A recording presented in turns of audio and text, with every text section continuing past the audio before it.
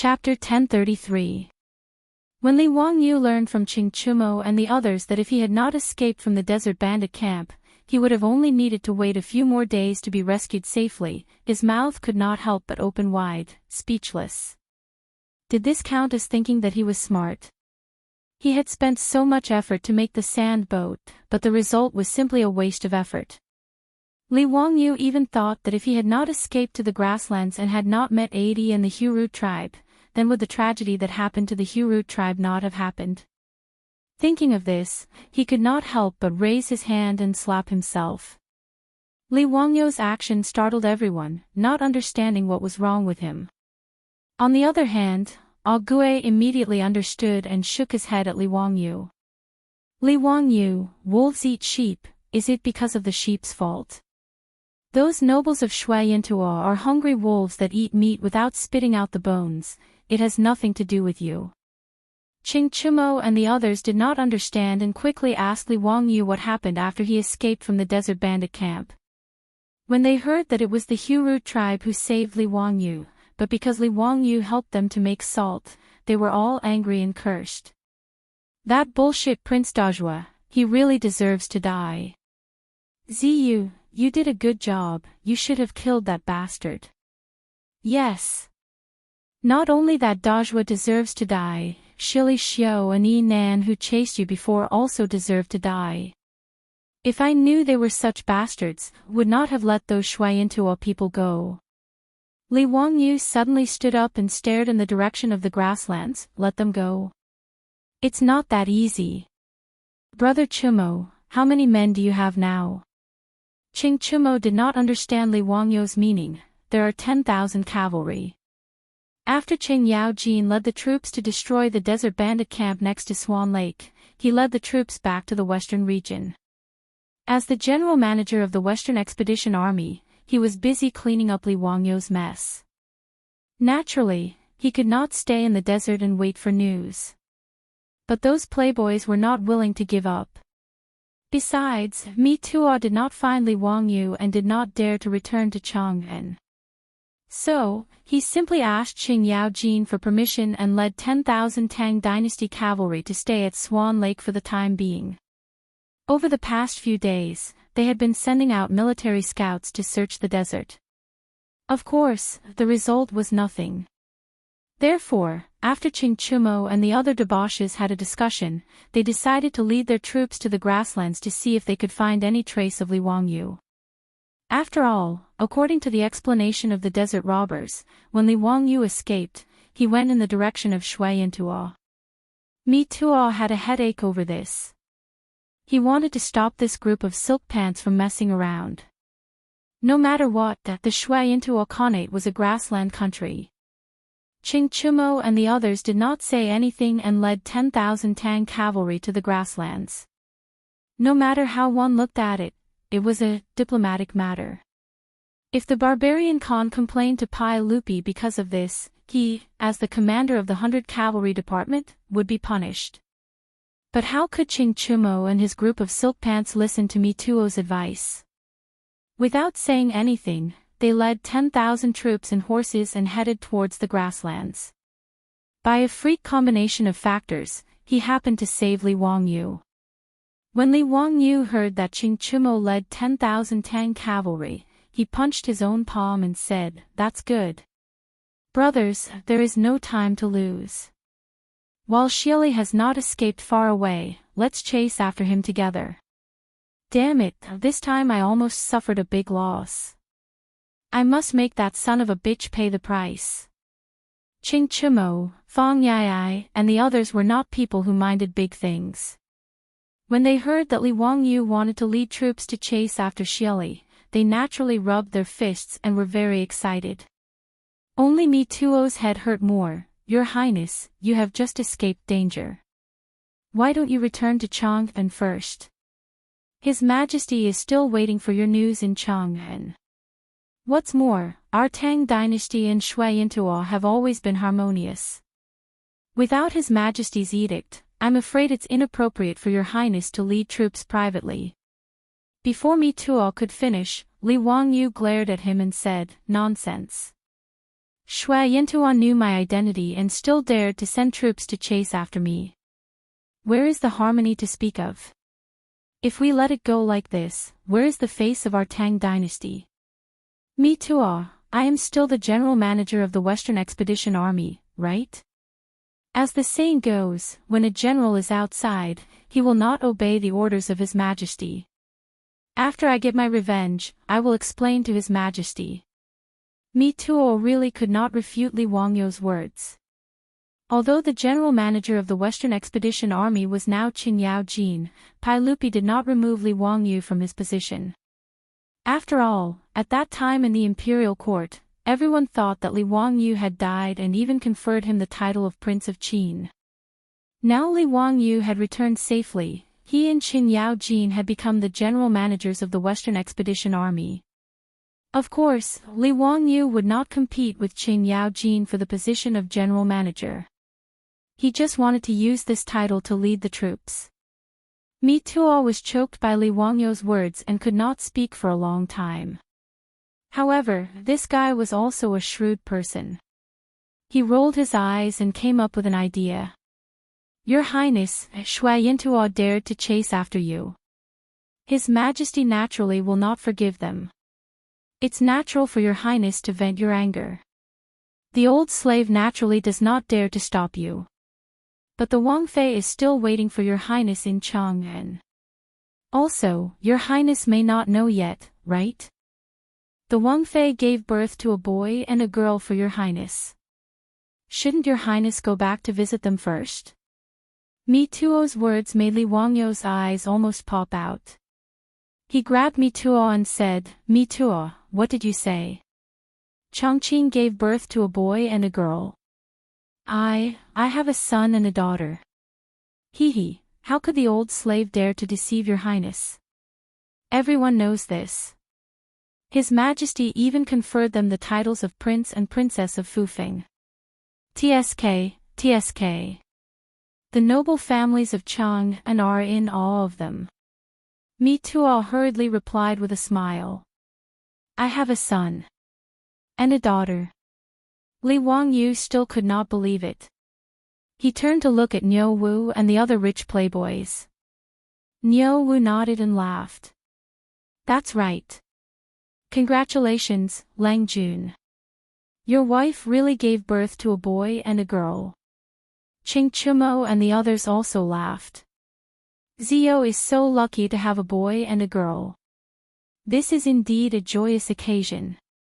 This news made Li Wangyou so excited that he almost wanted to leave and rush back to Chang'an to see his son and daughter. However, when his gaze landed on Audian, his expression of excitement instead slowly faded. Then, he slowly shook his head. When this matter is over, I will naturally hurry back to Chang'an. However, right now, I want that Shili Shui to pay with his blood. Thinking of the women and children who died tragically in the Huru tribe, thinking of Yero's pale body, thinking of the men of the Huru tribe who sacrificed themselves along the way, thinking of those men who rushed to the fire like moths.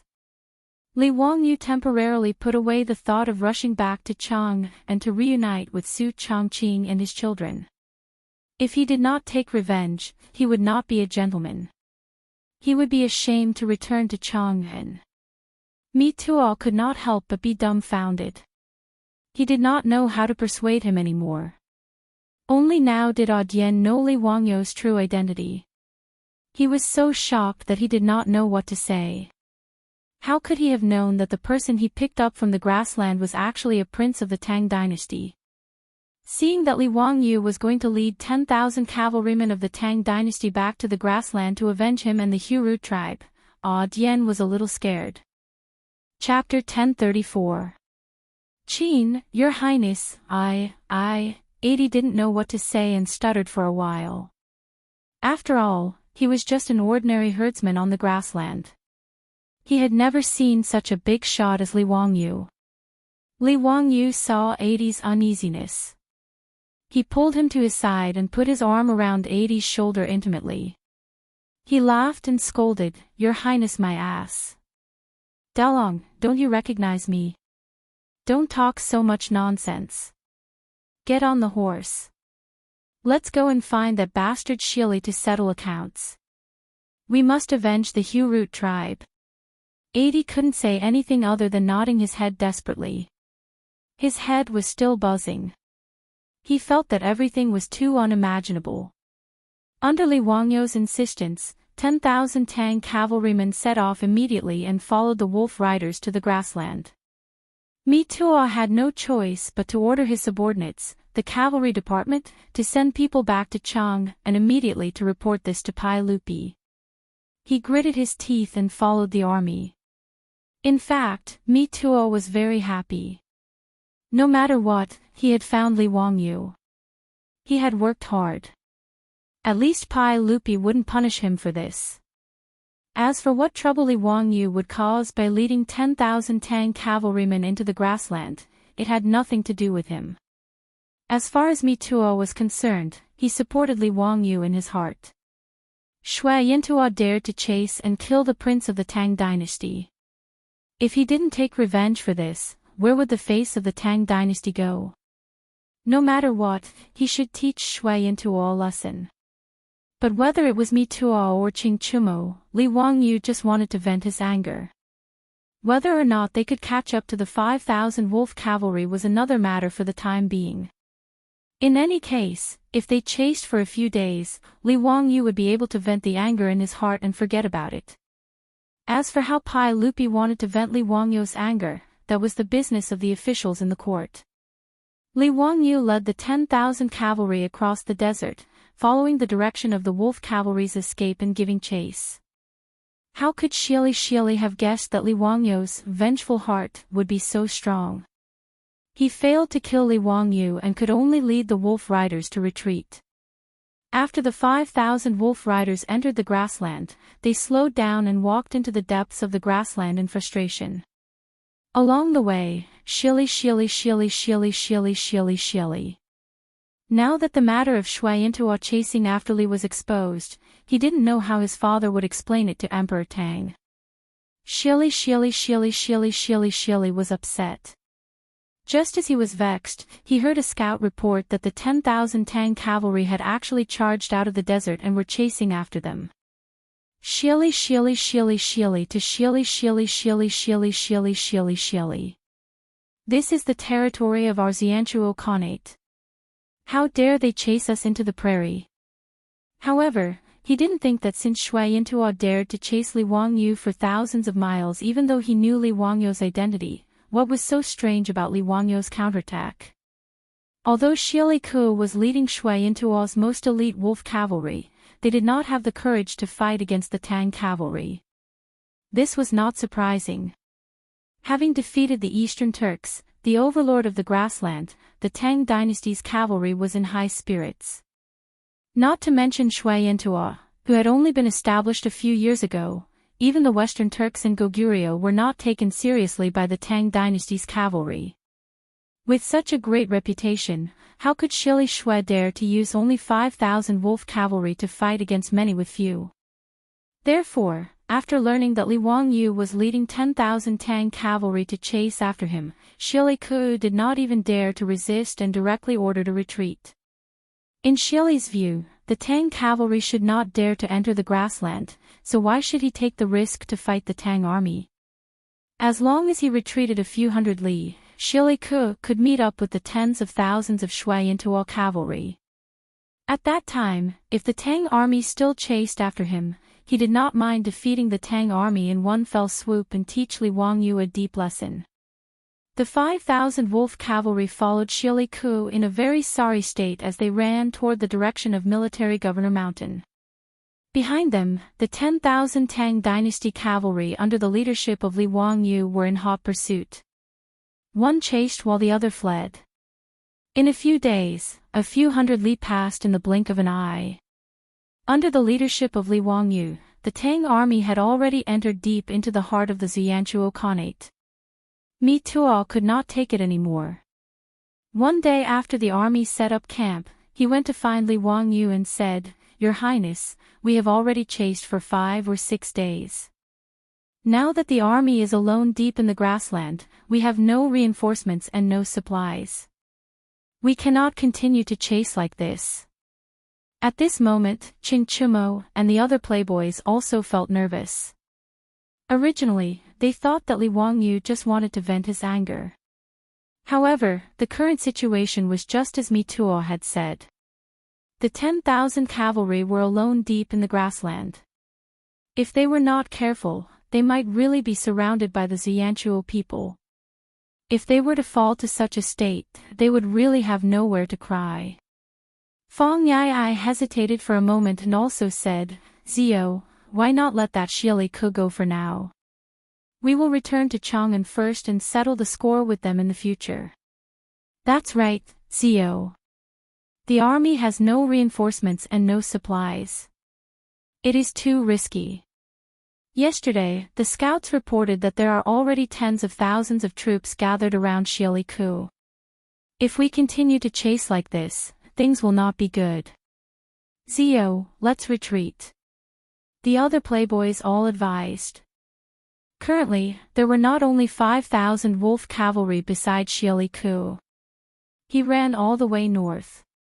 At the same time, he did not forget to gather up the Xianchuo cavalry that were scattered on the grassland to search for Li Wangyu and Di. In a few days, Shieli Ku had gathered 50,000 cavalry around him. 10,000 Tang cavalry needed to deal with 50,000 or even more Xianchuo cavalry. No wonder Chingchumo and the others did not have confidence. Li Wangyu was not nervous. He also knew that Mituo and the others were right. However, in his eyes, this was not a problem. There were many herding tribes on the grassland. Even if the Tang army did not rob them, they would be able to buy enough food with money. Thinking about it, those tribes would not dare to not sell their livestock to the Tang army. Hence, food was not a problem. As for going deep alone, in Li Wangyu's eyes, Shui Yintuo's army was stronger than theirs. Mituo and the other playboys naturally did not know that 10 years later, in the 20th year of Chang'an, Li Ji used just 6,000 cavalry to force Xianchuo's 200,000 army to flee. If Li Ji could do it with 6,000 cavalry, why couldn't he, Li Wangyu, with his 10,000 elite cavalry? The Xianchuo cavalry's stupid dismounted cavalry formation, in his eyes, could not withstand a single blow. Back then, 100 herdsmen had been able to defeat 500 to 600 Shui Yintuo cavalrymen under his command, not to mention that Li Wangyu now had the Tang Empire's cavalry, which had been invincible on the grassland.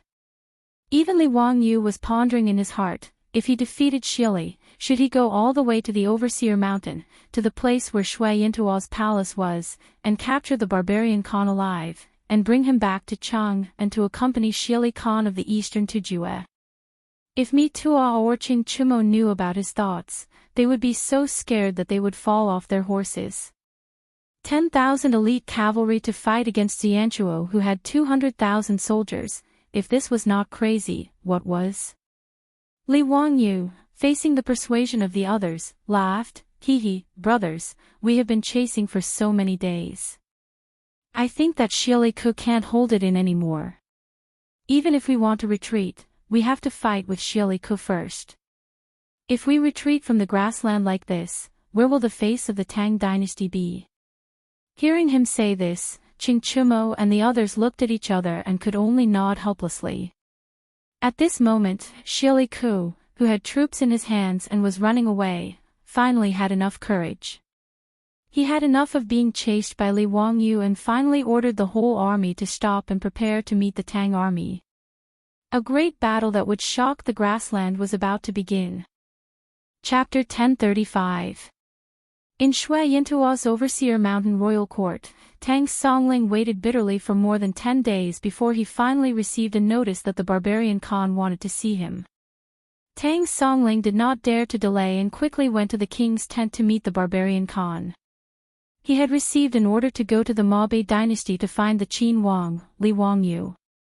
Tang Songling could not help but feel anxious about this matter. But he did not expect that as soon as he entered the king's tent, before he could greet the barbarian Khan shouted angrily at him, "Assistant Minister Tang, although Shui Yintuo is a small country, it will not be humiliated by the Tang dynasty." Tell me, why did the Qin Huang lead 10,000 troops to attack Shuiyantuo? Is the Tang dynasty ready to start a war with Shuiyantuo? Tang Songling was stunned, not understanding what the barbarian Khan was talking about. Immediately, his face was full of shock. Barbarian Khan, may I ask what you mean by that? Is the Qin Huang referring to His Highness Qin Huang of the Tang dynasty? That's right. Your Tang dynasty asked this Khan to help find the whereabouts of the Qin Huang in the grasslands. This Khan kindly helped and sent a large number of soldiers to search for the whereabouts of the Qin Huang. But this Khan did not expect that my kindness would be treated as ill intent. A few days ago, your Qin Huang led 10,000 cavalry to invade Shuiyantuo. Assistant Minister Tang, if you don't give this Khan an explanation, don't blame this Khan for turning hostile. The barbarian Khan was actually cursing in his heart. He did not expect that his son Xieli led 5,000 wolf cavalry to chase Li Wangyu.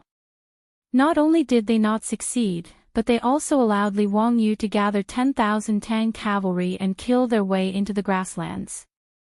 When Xieli Luo fled, naturally he sent someone to deliver a message to Overseer Mountain at top speed.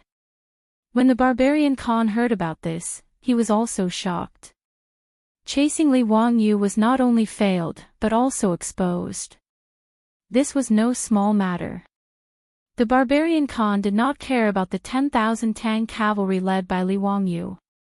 What he was afraid of was that after Pai Lupi found out about this, he would use this as an excuse to raise his troops to attack Shuiyantuo. Therefore, in order to stabilize the Tang dynasty, he immediately summoned Tang Songling and directly put all the blame on Li Wangyu. Tang Songling was overjoyed. He did not care whether Li Wangyu crossed the line or whether he had a conflict with Shuiyantuo. As long as he could find the whereabouts of Li Wangyu, his trip to Mabe would not be in vain. Tang Songling straightened his back even more in the face of the foreign Khan's interrogation.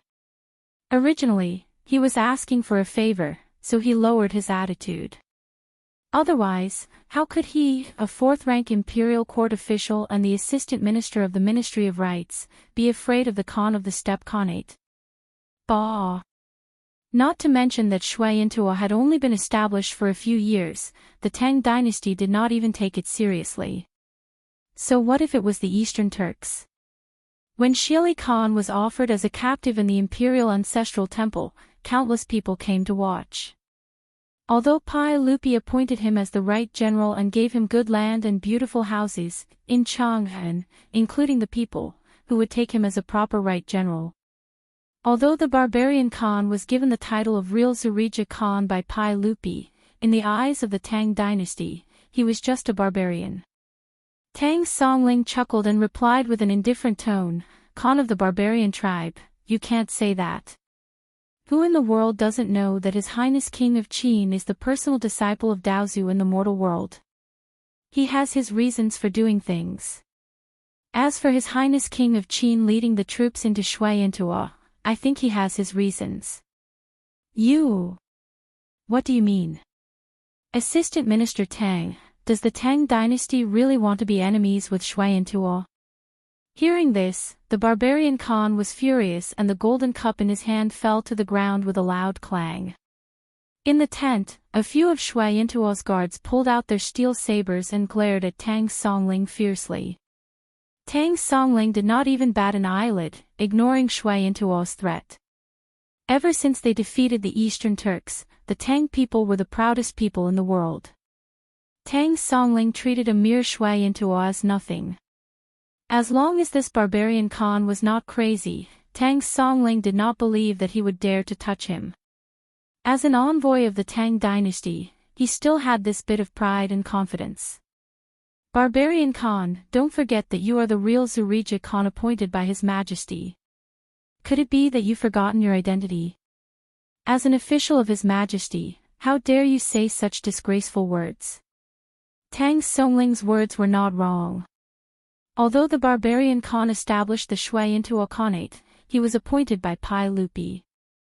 Thus, Shuiyantuo was a vassal state of the Tang dynasty, and the barbarian Khan was an official of Pai Lupi.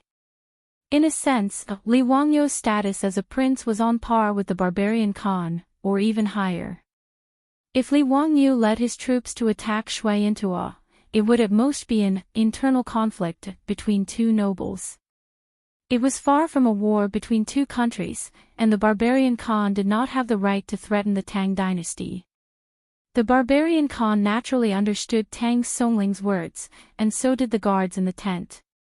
Many of the Shuiyantua guards gritted their teeth in anger. If looks could kill, Tang Songling would have been riddled with holes. How could the barbarian Khan not hate him? Although he was an official of the Tang dynasty, he was an ambitious person. After the Eastern Turks fell, he saw himself as the king of the grassland. At this moment, Tang Songling's words were like knives, stripping away the barbarian Khan's pride layer by layer. How could he not be angry?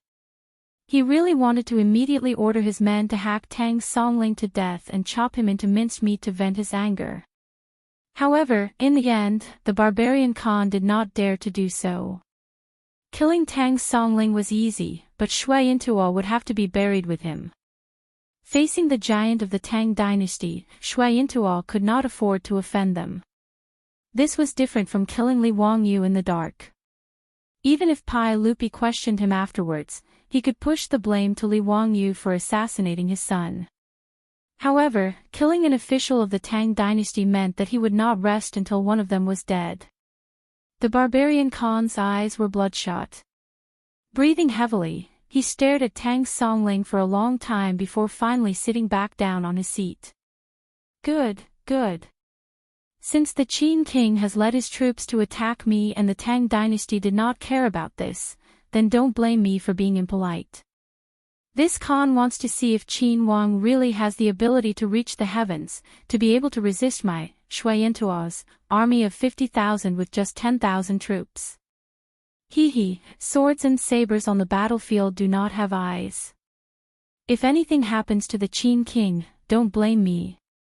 The barbarian Khan was also counting on his son, Shili, to lead the 50,000-strong army to defeat the Tang army in one fell swoop. Tang Songling sighed in his heart. He did not know why Li Wangyu would charge into the grassland after meeting up with the Tang army. Moreover, as the barbarian Khan said, the odds of winning against 50,000-strong army were not high. However, Tang Songling had confidence in the steel cavalry of the Tang dynasty.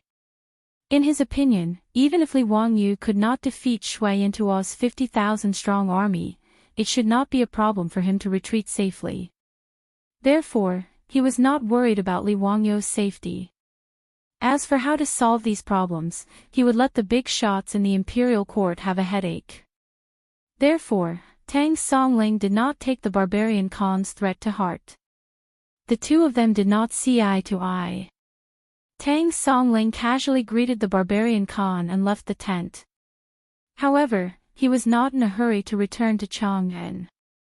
Instead, he stayed at Overseer Mountain, planning to see the result of the battle between the Tang army and Shuiyantua before making any plans. While the barbarian Khan and Tang Songling were confronting each other, on the grassland hundreds of miles away from Overseer Mountain, the Tang army and Shuiyantua's army were also several miles apart. They had set up camp and were confronting each other.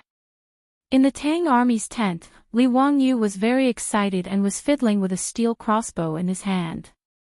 Chapter 1036. The steel crossbow in Li Wangyu's hands was not unfamiliar to him at all.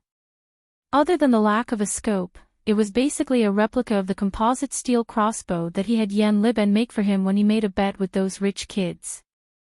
Li Wangyu did not expect that in the past year, Pai Lupi would actually order the construction supervisor to make this composite steel crossbow and personally name it the Sky-Raising Crossbow. It was also thanks to Li Wangyu's hydraulic press, otherwise the Tang dynasty would not have been able to make so much steel to make this composite steel crossbow. In history, the Tang dynasty did not pay much attention to crossbows. In the art of war of the Tang dynasty's Duke Wei, the ratio of crossbowmen was the lowest, only about 14%. In each army, the ratio of crossbowmen was even lower, usually only 10%. Other than Jianghuai crossbowmen, the status of crossbowmen in the Tang dynasty was far lower than archers. The reason was naturally because crossbows had a short shooting range, slow reloading speed, and were good at defense and not good at offense. The generals of the Great Tang didn't have much hope in using a weapon like the crossbow to restrain the charging cavalry from afar. In the Tang army, the Mo sword and cavalry were the most important soldiers. However, Li Wangyou's composite steel crossbow not only had a long shooting range, but it also had a booster, which was not only fast but also labor-saving.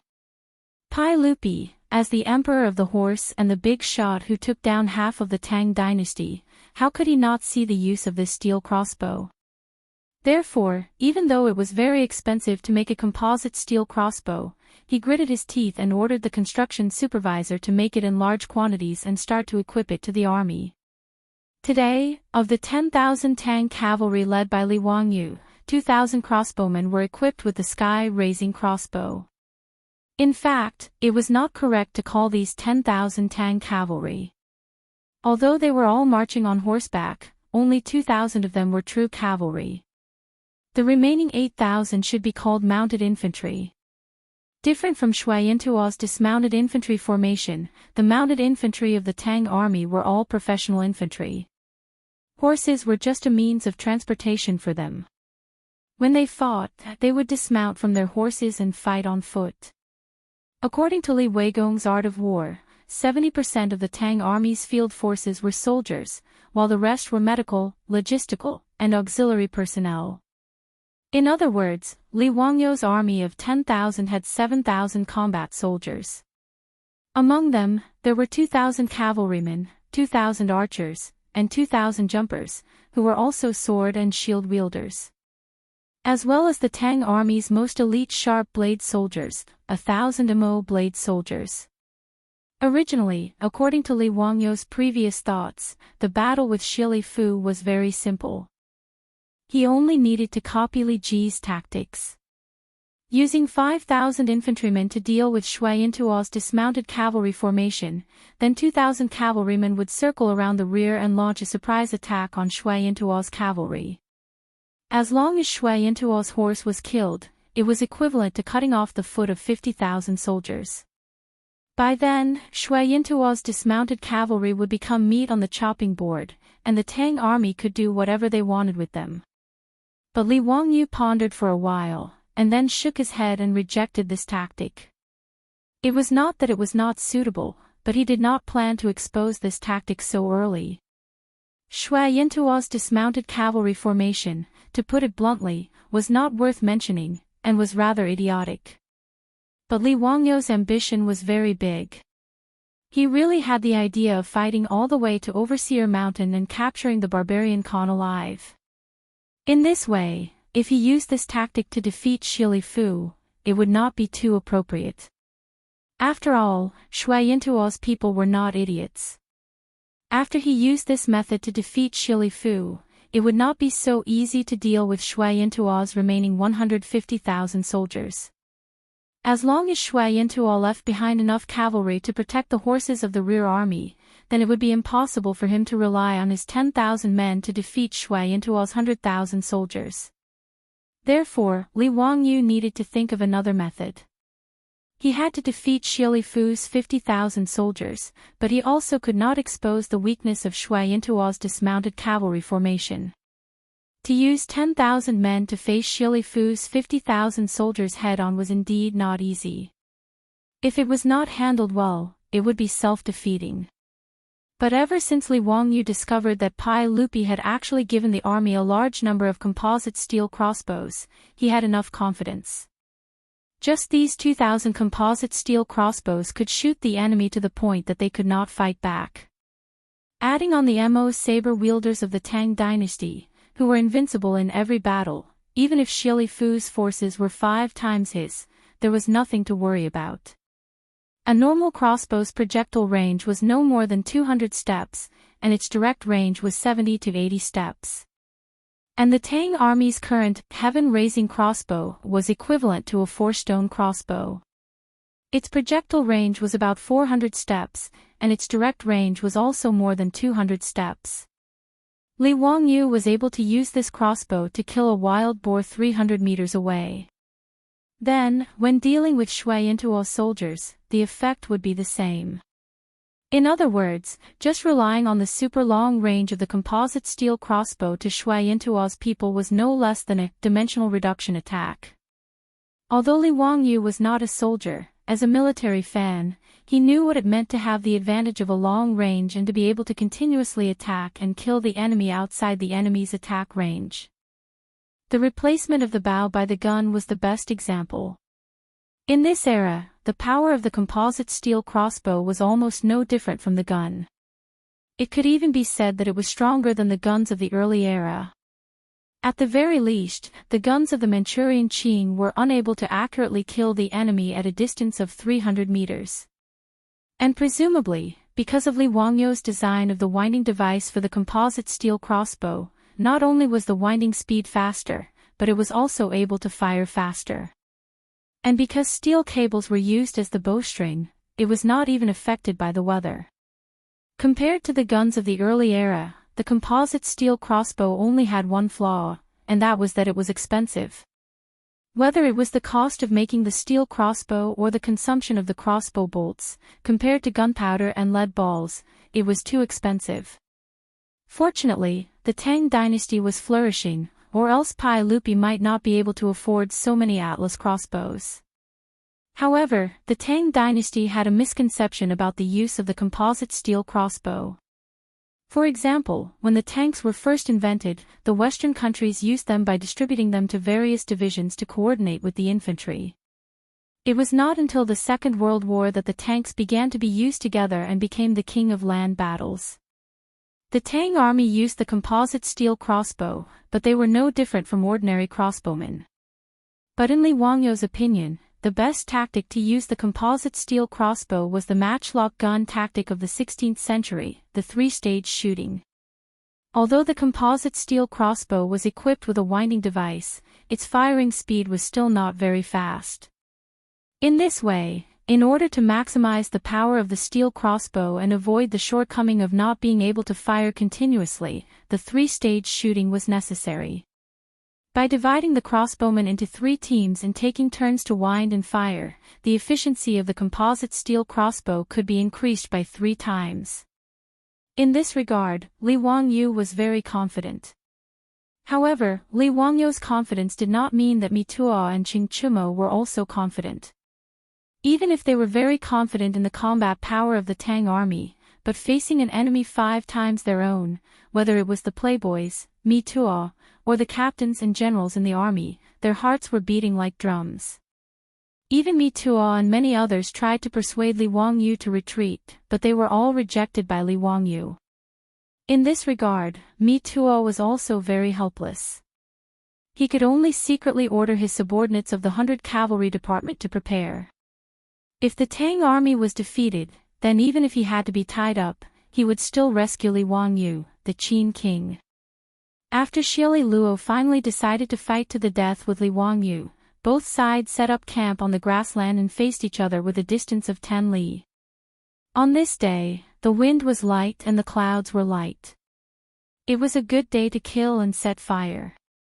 Both sides chose to start the war today.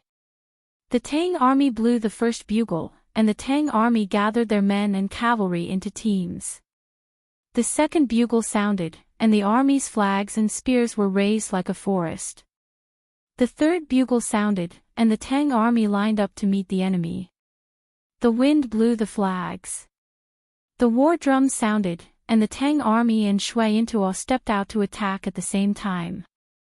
Chapter 1037. With the beating of the war drums, Li Wangyu's heart began to beat violently, and his palms were full of sweat. In fact, it was nonsense to say that he had absolute confidence in defeating Shui Yintuo.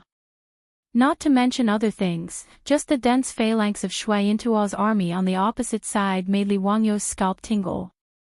As the saying went, 1,000 men could connect the earth to the sky, 10,000 men could be boundless. At this moment, the battlefield in front of Li Wangyu was such a boundless scene, and he could not help but feel nervous.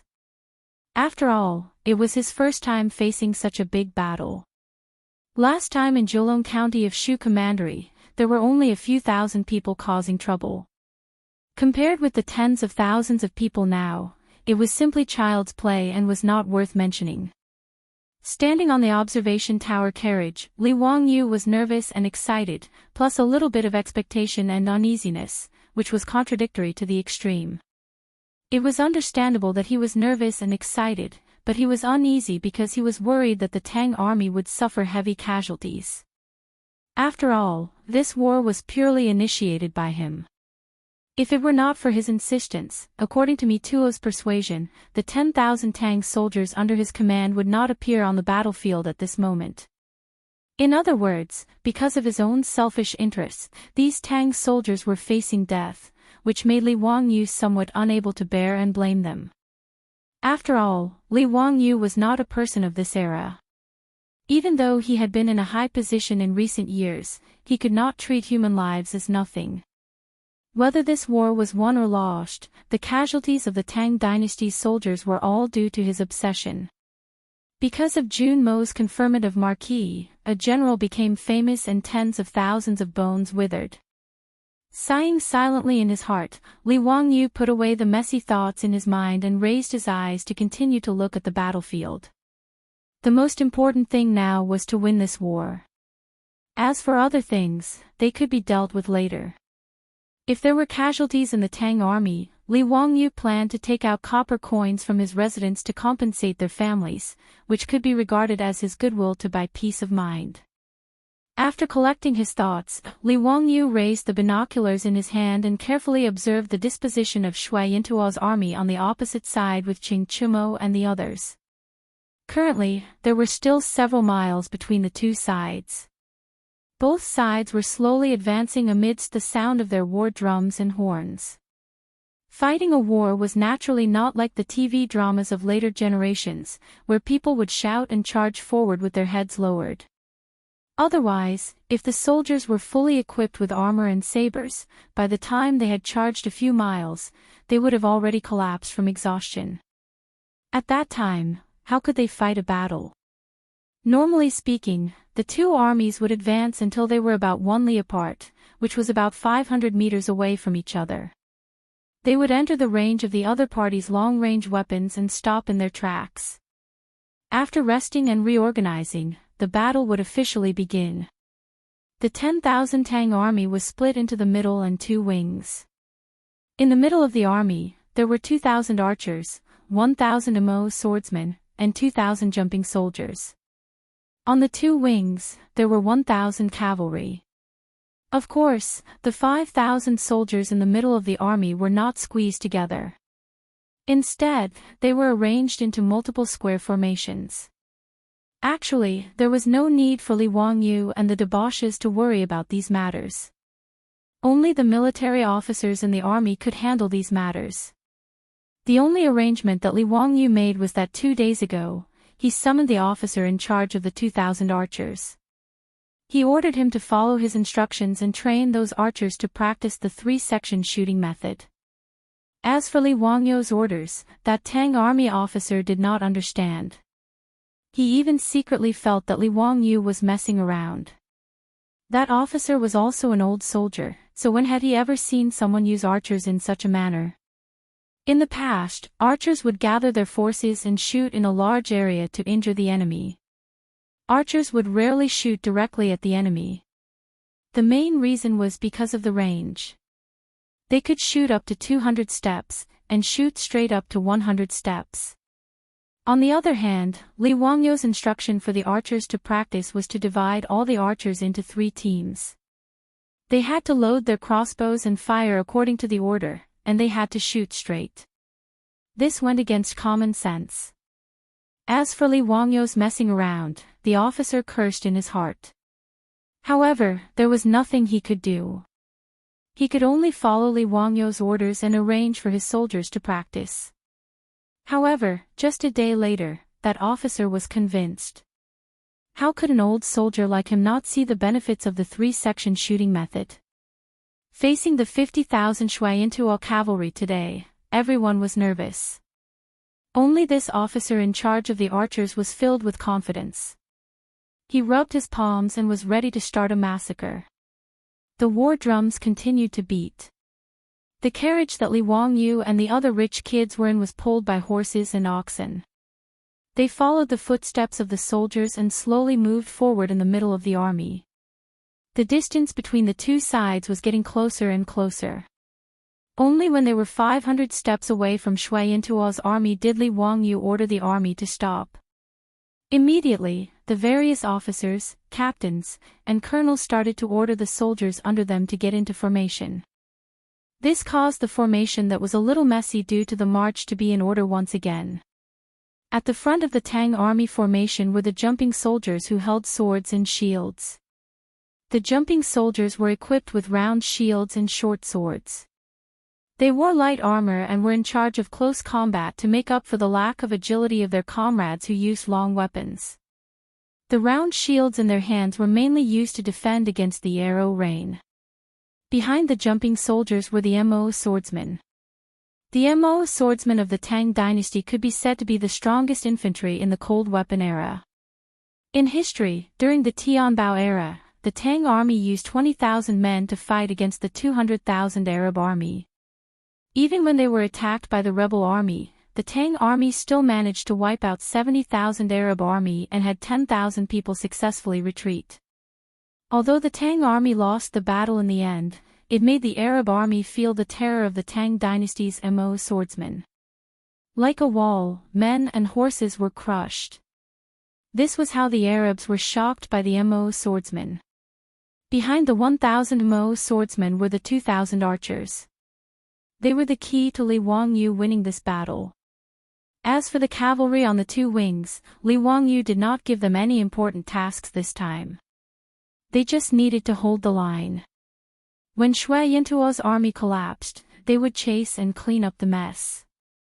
After all, with Shui Yintuo's brainless tactics, Li Wangyu was not worried that his two wings would be attacked by cavalry. Just as he had expected, Shui Yintuo's 50,000 cavalry did not ride horses. Like the Tang army, they lined up in a grandiose formation and pressed down like a dark cloud. The Tang army did not have many soldiers, so they naturally would not take the initiative to attack. Xieli was also clear on this point. He did not expect the Tang army to be so brainless as to take the initiative to attack. After stabilizing their footing, Shui Yintuo's army made some adjustments. Xieli waved his hand, and the bugle horn sounded. The 20,000 troops at the front began to march in an orderly manner, pressing down on the Tang army. The 20,000 soldiers moved in unison and gave off a shocking aura. Even from the watchtower at the back, Li Wangyu could feel the ground trembling. At this moment, 80 was following behind Li Wangyu. He was just a herdsman of a small tribe and had never seen such a scene. He could not help but clench his fists nervously as he stared at Shui Yintuo's army. With the battle about to break out, Li Wangyu was not nervous. He turned his head and smiled at 80, Dalong, let's see how I take revenge for the Hurut tribe. Believe me, the blood of the Hurut tribe will not be shed in vain. 80 nodded his head and squinted his eyes as he looked at the rear of Shui Yintuo's army. That was where Xieli was. The 20,000 Shui Yintuo's vanguard continued to move forward. The distance between the two sides shortened bit by bit. 500 steps, 400 steps. Chapter 1038. At this moment, they had already entered the shooting range of the Tang archers. After changing to the mighty sky crossbow, the shooting range was 400 steps away. The lieutenant commanding the archers could not help but turn to look at the observation tower, but he saw that Li Wangyu did not say anything at all. He just looked at the approaching Shui Yintuo's army expressionlessly. 300 steps. 200 steps, the archers of Shui Yintuo's vanguard were the first to attack. They raised the bows in their hands and began to shoot arrows at the Tang army. The Tang army's jumping soldiers immediately raised the round shields in their hands to block the arrow rain.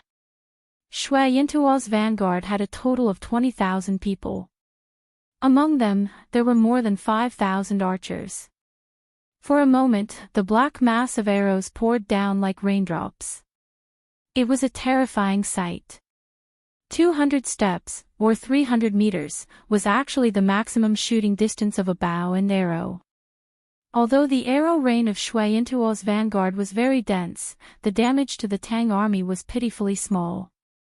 Not to mention that the round shields in the hands of the jumping soldiers could block the arrows. Even if the Mo swordsmen did not have shields, the Mo swordsmen of the Tang dynasty were all wearing thick and heavy Mingguang armor with amazing defensive power. These arrows that were shot from the maximum shooting range did not have much kinetic energy. How could they penetrate their armor? However, when the arrows fell from the sky and hit the armor, the tinkling sounds were terrifying. But the Tang army could be said to be experienced in battle.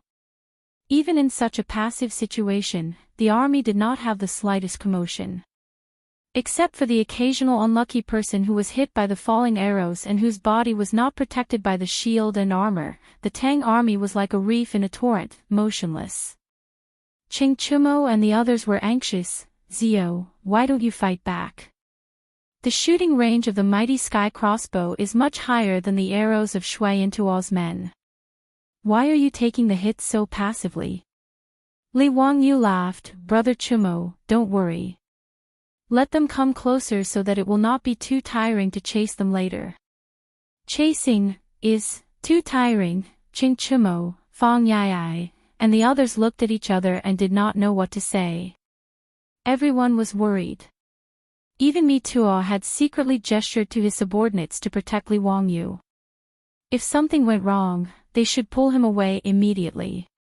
In the end, he was thinking about how to chase after the enemy. Wasn't he looking down on his opponent too much? They were facing 50,000 Shui Intuo's army, not 50,000 pigs. Although Chang'an and the other debauches had never been on the battlefield before, they were still considered to be the sons of a military family. They were very clear about the battlefield. Just as they were about to speak again, they saw Li Wangyu suddenly wave his hand and the messenger beside him immediately blew the bugle horn in his hand. With the sound of the bugle horn, the leapers and Mo swordsmen who were originally at the vanguard of the Tang army suddenly moved. They all squatted down at the sound of the bugle horn, revealing the 2,000 archers behind them. The lieutenant commanding the archers shouted, "Fire!" A buzzing sound that made one's scalp go numb resounded through the sky. It was the sound of the composite steel crossbow's bowstring piercing through the air. 500 to 600 armor-piercing arrows, gleaming with cold light, broke through the air from the Tang army formation and shot toward Shui Intuo's vanguard, who was 200 paces away. The reason why Li Wangyu dared to place Shui Intuo's vanguard at such a close distance was because the composite crossbow had a big enough advantage compared to Shui Intuo's bow and arrow. A distance of 200 paces, 300 meters, Shui Intuo's bow and arrow could barely shoot to its maximum range. At this distance, it was not so easy to pierce through the armor. But at the same distance, the composite steel crossbow in the hands of the Tang army could shoot straight and had enough power to pierce through the armor on Shui Intuo's men. The bowstring rang. The arrow was released. In the next second, the armor-piercing arrows flew across the distance of 300 meters, ignoring the obstruction of the armor and directly piercing into the bodies of the men, bringing out a cloud of blood. The 2,000 archers of the Tang army, according to Li Wangyu's order, were divided into 3 rows, with 500 to 600 men in each row. After a round of shooting, the archers in the first row immediately turned around and began to load the crossbow and arrow. The second row of archers stepped forward, raised their crossbows and aimed. Following the lieutenant's command, they pulled the trigger and shot out another arrow. Then, without hesitation, they turned around and retreated. In the blink of an eye, the 2,000 archers of the Tang army had completed a 3-stage shooting. 2,000 armor-piercing arrows were shot out. And Shui Intuo's vanguard army was instantly stunned by this wave of arrows. 2,000 armor-piercing arrows directly shot down 700 to 800 of Shui Intuo's soldiers. Even if they were wearing armor and holding round shields, they still could not block the arrows that were like meteors and lightning. The army that was originally marching in unison and following the sound of the war drums instantly melted. Countless miserable cries resounded throughout the grassland. The captain who was in charge of commanding Shui Yintuo's vanguard army could not help but feel his heart beating wildly. How could he have imagined that the Tang army's crossbows would have such great power? Before Shui Yintuo's men could react, the next wave of arrows from the Tang army had already taken away another 200 to 300 lives. The 2,000 archers of the Tang army, under the command of the lieutenant, were like a precise machine, continuously shooting out the fatal arrows in their hands. In just 2 rounds of shooting, Shui Yintuo's vanguard army had already lost close to 2,000 bodies, and the number of injured was uncountable. In just a moment, Shui Yintuo's 20,000 vanguard army was on the verge of collapsing. Many people in the future thought that wars in the era of cold weapons had heavy casualties, but in reality, this was not the case. In the era of cold weapons, an army that could withstand 30% of the casualties was already considered an iron army that could shake the world. Normally speaking, 5% of the casualties was enough to cause an army to collapse. After all, in the era of cold weapons, it was not an easy thing to use a knife to kill people. The best way to show the advancement of human technology was to increase the efficiency of killing people with weapons. It was also because of this that the 2 world wars brought about tens of millions of casualties, causing the world to tremble. The composite crossbow that Li Wangyu made, compared to the other crossbows of this era, was an out-and-out killing weapon. A crossbow that was equivalent to 4 stones was originally a large ballista that was difficult to move and used to defend cities. How could Shui Yintuo's men know that 2,000 archers were equivalent to 2,000 large ballistas? Compared to the slow speed of the ballista, the firing speed of 2,000 archers could not be compared. In this way, it was not surprising that Shui Yintuo's vanguard army was stunned. Looking at the wailing and screaming soldiers of Shui Yintuo's army being shot to death, Chingchumo, Mi Tuo, and the others in the watchtower carriage were so shocked that their jaws were about to dislocate. Everyone's mouth was wide open as they looked at this cruel and bloody but extremely efficient killing. Damn it, even killing pigs would not be so fast, right? This was the only thought in Chingchumo's mind at this moment. Shui Yintuo's vanguard army did not even have time to charge and break through the enemy lines before they were defeated. When the Tang army's 3-stage shooting method began for the 3rd round, some of Shui Yintuo's vanguard army began to turn around and run uncontrollably. These fleeing soldiers were like an avalanche, causing the originally orderly army formation to collapse in an instant. All of Shui Yintuo's men turned around and ran in terror. Squeezing, trampling, fleeing for their lives, the 20,000 vanguard army was defeated in one blow. These 2 days, my waist has been acting up, and I can't sit still. It's really uncomfortable and I don't want to write, so I stopped updating yesterday. Today, Shuchi popped up to recommend a small outburst. There should be another update later tonight. Chapter 1039. From the moment both sides entered the battlefield to the moment Shui Yintuo's men launched their attack to the moment they collapsed, it was only the time for an incense stick to burn. Such a fast battle process, not to mention Mi Tuo and the group of debauches, even Shili Xiu's jaw was about to be dislocated. He never thought that his 20,000 vanguard troops would be shot into hedgehogs by the Tang army in just one exchange.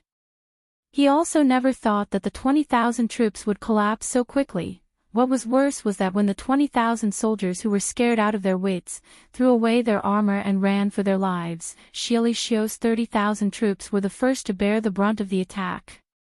Even though Shili Xiu shouted himself hoarse and ordered his subordinates to stop the defeated vanguard troops, how could these soldiers who were scared out of their wits care about orders or not? All of them ran for their lives without thinking. The so-called defeat of an army like a landslide was the scene in front of Shili Xiu's eyes. In fact, even Li Wangyu himself did not think that victory would come so quickly. Even if he was sure that the 3-stage shooting method of the composite steel crossbow could defeat the enemy, he did not expect that with just 3 rounds of shooting, it would defeat the 20,000 vanguard troops and cause the enemy to collapse. Li Wangyu, Chingchumo, and the others looked at each other. Their eyes could not hide the excitement. Without any hesitation, he immediately ordered the whole army to attack. The cavalry on the two wings drove away the defeated troops. The 7,000 infantrymen pressed on and continued to expand the battle results. The Tang army's jumping soldiers and Modeo soldiers also did not think that before they even had the chance to attack, the enemy would be defeated. After hearing the battle drums, how could these jumping soldiers and Modeo soldiers let the archers have the advantage? All of them roared and rushed out, starting to chase the crazily fleeing enemies. And the arrows in the hands of the 2,000 archers did not stop for even a moment, they just changed from straight shooting to projectile shooting. The range of 400 steps, the distance of 600 meters, completely became the path of death for Shui Yintuo's army. No matter how fast Shui Yintuo's men ran, they could not outrun the speed of the crossbows. The world record of the future Olympic Games was 9:58 seconds for the 100 meters race. Even Usain Bolt, the Jamaican sprinter, would need more than 30 seconds to run 300 meters. However, these tens of thousands of people turned around and fled. They were wearing heavy armor. No matter how fast they ran, how fast could they be? By the time Shui Yintuo and his men ran out of the shooting range of the Tang dynasty's crossbows, the archers of the Tang army had already fired at least 5 or 6 times, throwing out nearly 10,000 arrows. Even if the projectile shots didn't have any accuracy to speak of, such a concentrated barrage of shots still caused Shui Yintuo's vanguard to leave behind close to 1,000 corpses. People kept falling to the ground after being hit by arrows, wailing in pain. As for those who were trampled and crushed to death by their companions, there were countless of them. Therefore, Shui Yintuo's vanguard army fled even faster. It wasn't until the swing soldiers and Imo swordsmen rushed into the crossbowmen's range that the lieutenant commanding the crossbowmen cursed and ordered his subordinates to cease fire. He put down the crossbows in his hands and quickly ran forward, preparing to support the swing soldiers and Imo swordsmen. However, it was clear that the current situation on the battlefield did not allow the crossbowmen to show their power again. Even the leapers and Imo sabers of the Tang army could not get any results. Shui Yintuo's 50,000 troops were defeated. Shui Yintuo's men hated the fact that they were born with 2 more legs when the 2,000 cavalrymen from the 2 flanks pressed forward. Although the 30,000 middle army led by Xylixer was not attacked by the Tang army at all, under the influence of the defeated vanguard, he did not even have the chance to reorganize the attack before he was defeated. Seeing that the situation on the battlefield was worsening, Shiliku's guards did not dare to be negligent. They hurriedly carried Shiliku and began to retreat. With this push, the morale of Shui Yintuo's army became even more dispirited. They didn't even have the thought of resisting. More than 40,000 soldiers spread their legs and ran madly towards the rear camp. No matter what, their war horses were in the camp. As long as they could snatch the horses, they would be able to escape. Tens of thousands of soldiers rushed back to the campsite, crying and yelling, and began to fight for the horses. Many of Shui Yintuo's cavalrymen even pulled out their sabers and slashed at their comrades in order to snatch a horse, just to be one step ahead of the Tang army's pursuit. Shui Yintuo's army was in complete chaos. A quarter of an hour ago, Shiliku, who was still complacent and felt that he could annihilate the Tang army with 50,000 soldiers, could not even cry at this moment. He rode on the back of the horse in a daze. He turned his head to look at the smoke rising from Shui Yintuo's camp. His heart was filled with mixed feelings. Other than the 5,000 wolf cavalrymen who had been guarding beside Shiliku, he had lost 1/4 of Shui Yintuo's forces in this battle. The more Shiliku thought about it, the more sullen he felt. Under the stimulation of his blood, his vision turned black and he fainted. If not for the quick reaction of the guards beside him, Shiliku would have fallen off the horse. The 5,000 wolf cavalrymen did not dare to delay. They surrounded Shiliku and began to run madly in the direction of Overseer Mountain.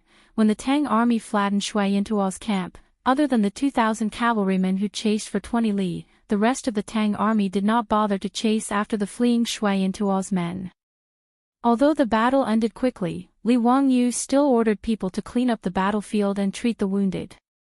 When the sun had set, the military clerk had already sent him the statistics. In today's battle, the Tang army killed more than 3,000 of Shui Yintuo's cavalrymen. Most of them died under the heaven-raising crossbows. They captured more than 6,000 people, seized close to 10,000 horses, and more than 10,000 cows and sheep. The Tang army only had a few dozen injured and a few dead. When Mi Tuo, Chingchumo, and the others saw the battle report, their eyes lit up. This battle could be said to be a great victory. "Ha! Congratulations, Your Highness, congratulations, Your Highness. The old slave has never seen such a smooth victory. After today's battle, Your Highness's name will definitely resound throughout the grassland." Mi Tuo did not hesitate and immediately gave a series of flattery. Chingchumo and the others were also very excited. They came to the western region to gild themselves. Because of their brotherhood, they all stayed in the desert and ate sand for more than a year. They did not contribute anything and suffered. But they did not expect that after finding Li Wangyu, in just a dozen days, they would get such a great achievement. Although the battle was led by Li Wangyu, the credit naturally went to these debauches. There was no need to doubt this. The Tang dynasty valued military achievements the most. Killing 3,000 and capturing 6,000 was a great victory. Although it was not appropriate to rashly start a war with Shui Yintuo, it was a matter between Li Wangyu and the imperial court. It had nothing to do with whether they got military achievements or not. In short, they won the battle, so of course, everyone would get benefits. Even Yo Wu and Lai Hot's troops would also get military achievements. After this battle, if they were willing and Li Wangyu was willing to let them go, with their military achievements, there would be no problem at all to be a captain in the army. As for the Tang soldiers, of course, they would also be rewarded. Whether Li Wangyu was good at starting the battle or not, in short, they won the battle. With so many prisoners and captured horses, it was a great achievement. As for how Shui Yintuo would argue with the imperial court of the Tang dynasty, the foppish lords did not care so much. Therefore, the whole camp of the Tang army was full of a happy atmosphere. Chingchumo could not help but raise his head and laugh. "Ha ha ha, I didn't expect that I could get such a military achievement. Zio, it's all thanks to you. When we return to Chang'an, whether it's Peace Square or a Hu wine shop, I'll treat you to a drink." Fong Yai also laughed. "Yes, when we return to the Tang dynasty, I'm afraid those people's eyes will pop out. Zio, when do we set off to return to Chang'an?" For the foppish lords, today's battle was the best thing to show off and talk about when they returned to Chang'an. They could not wait to return to Chang'an and show off today's battle to their friends and relatives. As the saying goes, not returning to one's hometown after riches and honor is like traveling at night in brocade clothes. The foppish lords were eager to return home. Li Wangyu glanced at them and shook his head in confusion. "Return to Chang'an? Why do we have to return to Chang'an? Order the army to rest for a day and set off tomorrow to continue chasing that bastard Xieli. If he runs back to Overseer Mountain, I'll kill my way to Overseer Mountain. If I don't catch that bastard, how can I relieve the anger in my heart?" Li Wangyu's words immediately made the foppish lords and Mi Tuo dumbfounded. Chapter 1040. Originally, Mi Tuo and the other playboys thought that Li Wangyu was very persistent in leading the troops to chase after Xieli Ruo because he wanted to vent his anger and take revenge for Xieli Ruo's previous pursuit. However, in today's battle, the Tang army easily defeated Shui Yintuo's army of 50,000. It could be said that it was a complete victory and there were many spoils. Why was Li Wangyu still not satisfied? If he continued to chase, wouldn't he chase all the way to the military governor mountain? Could it be that Li Wangyu really wanted to use these 10,000 men to fight against Shui Yintuo's army of 200,000? Mi Tuo felt a headache coming on. "Your Highness, why don't we retreat and rest for a while before making any plans? Moreover, there are so many spoils that need to be dealt with."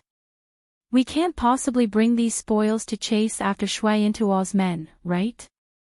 Mi Tuo hesitated but could only continue to persuade Li Wangyu to retreat.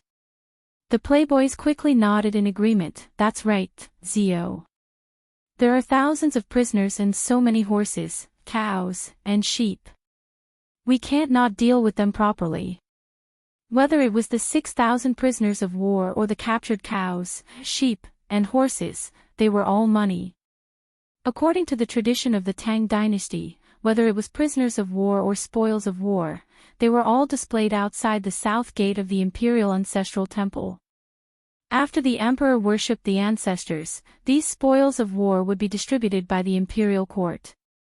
There was a record in the ceremony of the Tang dynasty. On the day of the triumphant return, the prisoners of war were outside the south gate, north to the west. However, this was the way to deal with the situation when the army was leading the troops into battle. Li Wangyu attacked Shui Intuo without the consent of Pai Lupi and the imperial court. He was completely acting on his own. Therefore, the spoils of war could not be sent to the imperial ancestral temple to worship the ancestors. Li Wangyu, as the commander, could be said to be good at starting a war or provoking for no reason. However, how to deal with him was a matter for Pai Lupi and the imperial court officials. It had nothing to do with the playboys. It wasn't that they were heartless, but they knew that Pai Lupi wouldn't blame Li Wangyu. Just by looking at how sad Pai Lupi had been during Li Wangyu's disappearance for more than a year, one could tell how important Li Wangyu was to him. Even Mido, the head steward of the imperial palace and the commander of the 100 Cavalry Department, was driven to the desert by Pai Lupi because of Li Wangyu's disappearance. Before finding out the exact whereabouts of Li Wangyu, Mi Tuo could not return to Chang'an. From this, it could be seen how much Pai Lupi cared about his nephew. As long as Li Wangyu was safe and sound, he could beat Shui Intuo. Could it be that Pai Lupi would pay attention to the weeping complaints of the barbarian Khan? Moreover, it was Shui Intuo's men who chased after Li Wangyu first. Therefore, no matter how Li Wangyu retaliated, in the eyes of the playboys, it was reasonable. Shui Intuo's men were beaten in vain. As for the prisoners and spoils of war, the Tang dynasty would never return them. Since the spoils of war couldn't be returned to Shui Intuo and couldn't be sent to the imperial ancestral temple to worship the ancestors, the right to dispose of them was naturally up to the Western Punitive Expedition Army. These prisoners of war and the spoils of war were all extremely valuable. Needless to say, the spoils of war could be sold directly, whether it was war horses or cattle. As for the prisoners of war, they would be listed as slaves and sold. These prisoners of Shui Intuo were all strong young men who could be sold at a high price. As for the spoils of war, everyone in the Western Punitive Expedition Army would get a share of it. It was just that the amount was different. This was one of the reasons why the camp was full of singing and laughter. Li Wangyu laughed at the persuasion of Mi Tuo and the playboys. Brothers, is your appetite so small? It wasn't easy for us to come to the grasslands, so how can we just let it go like that? Furthermore, I haven't taken revenge for Jie's tribe, so how can I let them off so easily? His words made it hard for the playboys to reply. They exchanged glances and kept silent. Li Wangyu continued, as for the prisoners and cattle, I'll arrange 1,000 sword-shield soldiers to escort them back. We'll rest for a day and continue tomorrow to chase Shili Khan. Brothers, don't worry. Isn't the strength of the heaven-raising crossbows enough to prove it? So what if Shui Intuo has 200,000 troops? They're just chickens and dogs, unable to take a single hit. Hee, brothers, think about it. If we can fight our way up to Military Governor Yu Mountain, how many prisoners can we get? If we can capture that bullshit barbarian Khan back to Chang'an and let him accompany Shili Khan, wouldn't that be even better? That is something that can leave one's name in history, no less than General Fei and Marquis Champion. Brothers, don't you want to try? The General Fei and Marquis Champion that Li Wangyu was referring to were naturally Li Guang and Hua Tsubing. When Chingchumo and the others heard those words, their eyes turned red from the stimulation. If they could stand shoulder to shoulder with Li Guang and Hu Zubing, how glorious would that be? Fong Yai directly punched his own palm. Bastard, let's do it. Ziyu is right. So what if Shui Yintuo has 200,000 troops? They're just chickens and dogs. Today, Shui Yintuo's 50,000 troops were shot down by the crossbows in an incense stick's time. I think that even if they had a few times more men, it wouldn't be a big deal. Haha, that's right, that's the theory. Ziyu's three-part shooting technique is simply too exquisite. I don't believe that those Shui Yintuo people can block such a dense barrage. Chai Lingwu also laughed out loud. The future that Li Wangyu described to the playboys was simply too tempting. If they could really conquer Mo Bay with just 10,000 Tang cavalry, then when they returned to Chang'an, wouldn't they be too arrogant? Not mentioning Qing Yaojin, Qin Qiong, and the other country lords, be it the aristocratic families or the second or third generation, who could compete with them. Furthermore, these bunch of playboys had been eyeing the title of nobility for a long time. If they could make such a huge contribution, would they still need to be afraid of not being given a title? In the worst-case scenario, Pai Lupi might even give them the title of County Marquis. Taking a step back, even if they could not defeat the 200,000 Shui Yintuo army, as long as they had the heaven-raising crossbows, retreating safely would not be a problem. With that, the risk of continuing to conquer Mo Bay would not be too high. If one was not willing to do such a profitable business, then one would be a fool. Even the group of playboys were hoodwinked by Li Wangyu. Mi Tuo naturally had nothing to say and could only agree with Li Wangyu's decision. After the discussion, they arranged for the lieutenant to lead 1,000 men to escort the war prisoners, cattle, sheep, and other spoils of war to retreat to the south and return to the Tang dynasty. Mi Tuo also sent out a few men from the 100 Cavalry Department to quickly return to Chang'an to inform Pai Lupi of the news of Mo Bay. After resting for a day on the grassland, the army set off for the second time, using the momentum of their victory to chase after Xieli's remaining troops. After Xialixer's defeat, he ran north for nearly 100 li in one breath, and only then did he stop and begin to gather the defeated army. After the battle, only 30 to 40,000 of the 50,000 Shui Yintuo cavalry were left, and many of their horses were lost. The army on the grassland, whether it was Tujue or Shui Yintuo, had always had 1 man and 3 horses. But Xieli was defeated too quickly this time. Tens of thousands of people were running all over the place. How could they care about those horses? The 30 to 40,000 troops were now short of men and horses, and they were in an even more difficult situation. Xieli originally wanted to rest and reorganize his troops, but before he could gather all the defeated troops, the scouts came to report that the Tang army had caught up again. Xieli had now lost all his confidence after being killed by the Tang army. How could he dare to stop and fight with the Tang army again? Without hesitation, he immediately led Shui Yintuo's remaining troops to run north, and at the same time sent out fast horses to ask for help from his father, putting aside how Li Wangyu was chasing after Xieli. At this time, outside Chang'an City, several exhausted horses, covered in dust, were currently galloping over from the northwest. Chapter 1041. Dingzhou Village, Hu County, the Prince of Qin's residence.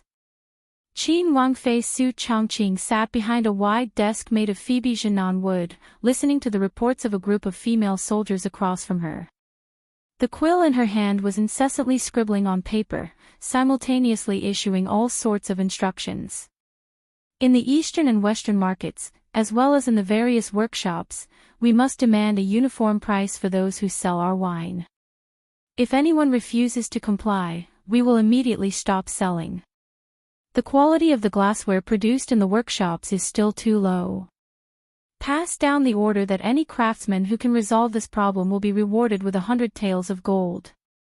I have already discussed the fluctuations in Chang'an's grain prices with Her Imperial Highness the Empress.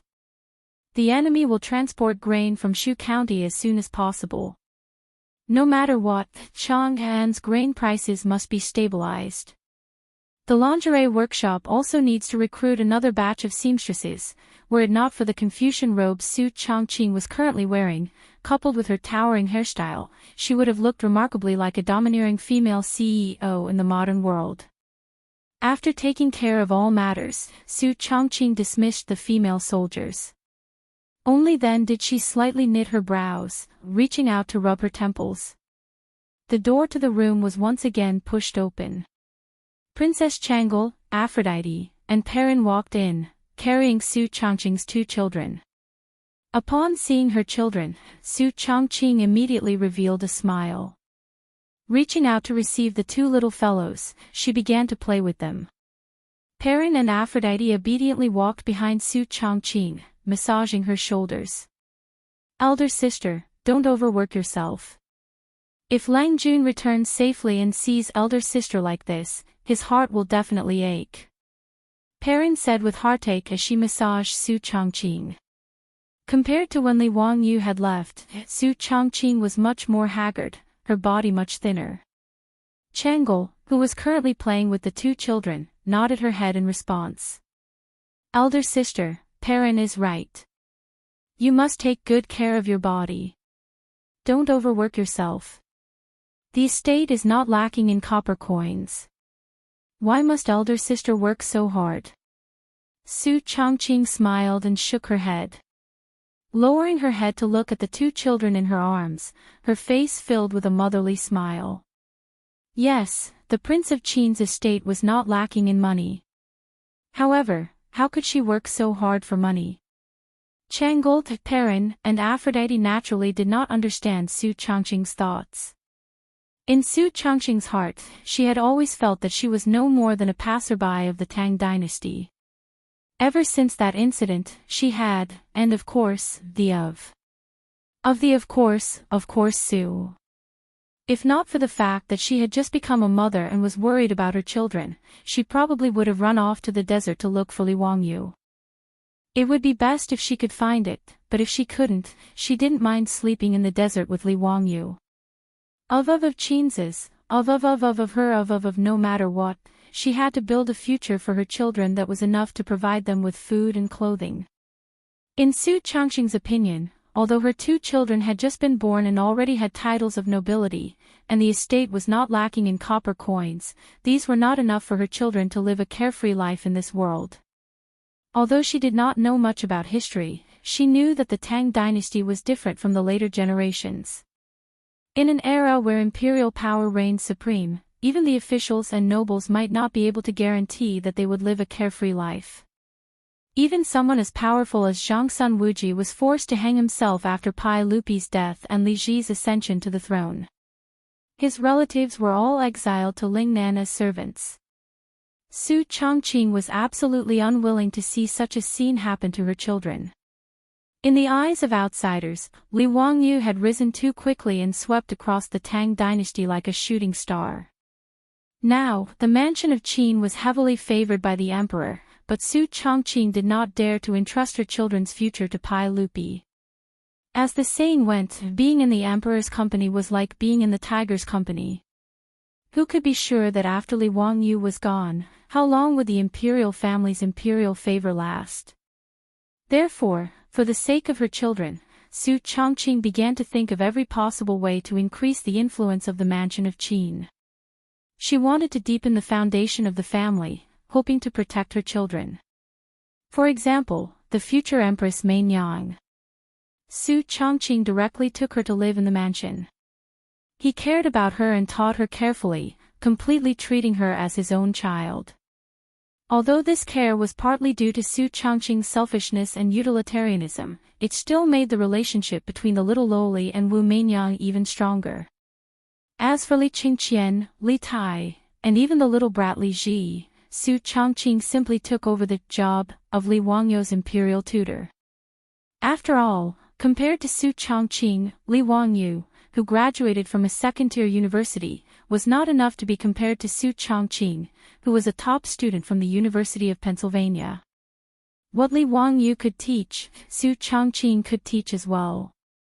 After comparing with Empress Zhangsun, Pai Lupi found that Su Changqing was indeed as good as she said. She knew everything about astronomy and geography. For a moment, she was also shocked.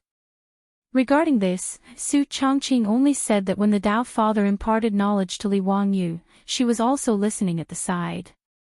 Therefore, she could also be considered half a disciple of the Tao father. Pai Lupi did not doubt Su Changqing's words. It was just that a woman imparting knowledge to a prince was not a pleasant thing to say. Therefore, Pai Lupi did not publicize this matter. She only tacitly allowed Li Qingqian and the others to often go to the Duke of Qin's mansion to listen to lectures. Whether it was teaching Li Qingqian, Li Ji, or Wu Meinyang, it was all a long-term investment that Su Changqing carried out for her and Li Wangyu's child. In the future, no matter who ascended the throne, they would at least have a relationship with the Duke of Qin's mansion. However, Su Changqing did not place all her hopes on others. Originally, Su Changqing did business and took care of the properties in the mansion. It was just to pass the time. The business methods that she had learned in the future were just a small part of her skills. However, after Li Wangyu was gone, although Su Changqing did not take a step out of the mansion, she relied on her female army and began to show off her skills. Not only did she expand the properties in her mansion, but Su Changqing also wanted the Duke of Qin's mansion to have a more stable foundation. She did not choose to use her power in the imperial court. Instead, she chose to use the merchants that even the landowning clans looked down on. The merchants of the Tang dynasty were all miscellaneous, low class, and lowly.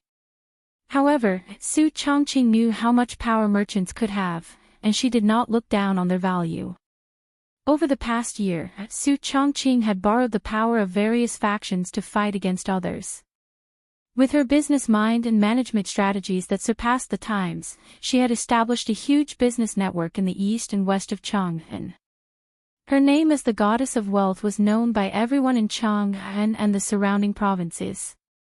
In this regard, Pai Lupi and Empress Zhongsun had no objections. They were even happy to see it happen. After all, the imperial family also had a large share of the Duke of Qin's business. Speaking of which, the imperial family had a big advantage. Over the past year, Su Changqing naturally had a hard time. She not only had to take care of her two children who were crying piteously for food, but she also had to teach Wu Meinyang and the others. She also had to remotely command a group of female army and plan her business empire. However, no matter how hard it was, Su Changqing felt that it was worth it as long as she could see her two children. This might be a common problem for parents. Naturally, she could not tell Chang'an and the others about these thoughts. Even though Chang'an and the others were Li Wangyu's wives and concubines in name, these things could not be announced.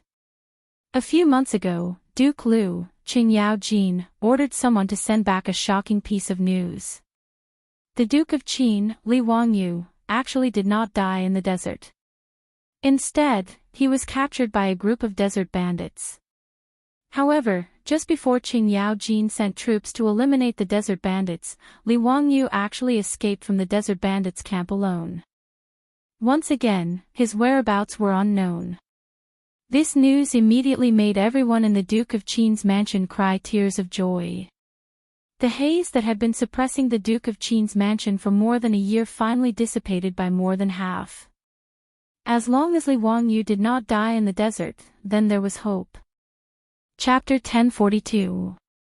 Ever since the news that Li Wangyu didn't die in the desert and escaped alive spread, Su Changqing couldn't help but hold her children and cry bitterly. Even though they hadn't found Li Wangyu's exact whereabouts, Su Changqing firmly believed that her husband, Li Wangyu, would definitely return home. As this news spread back to Chang'an, it also brought some trouble to Pai Lupi. First of all, there was the issue of Chang'an's identity. Since ancient times, Huaxia had a system of one husband and one wife and many concubines. It was the same for the emperor and the commoners. So even Li Wangyu was no exception. Back then, Pai Lupi nodded and agreed that Li Wangyu could imitate a Huang Nuing and have two wives. However, Pai Lupi didn't have the final say on this matter. Even if he was the emperor, this kind of thing that violated Huaxia's ethics and morals would definitely be criticized to death by those old masters. Not to mention other things, Wei Jing alone would definitely be fiercely opposed to this kind of thing. In addition to the issue of one husband and one wife, Chang'an had to marry Li Wangyu. What was more troublesome was that Huaxia didn't allow people with the same surname to marry.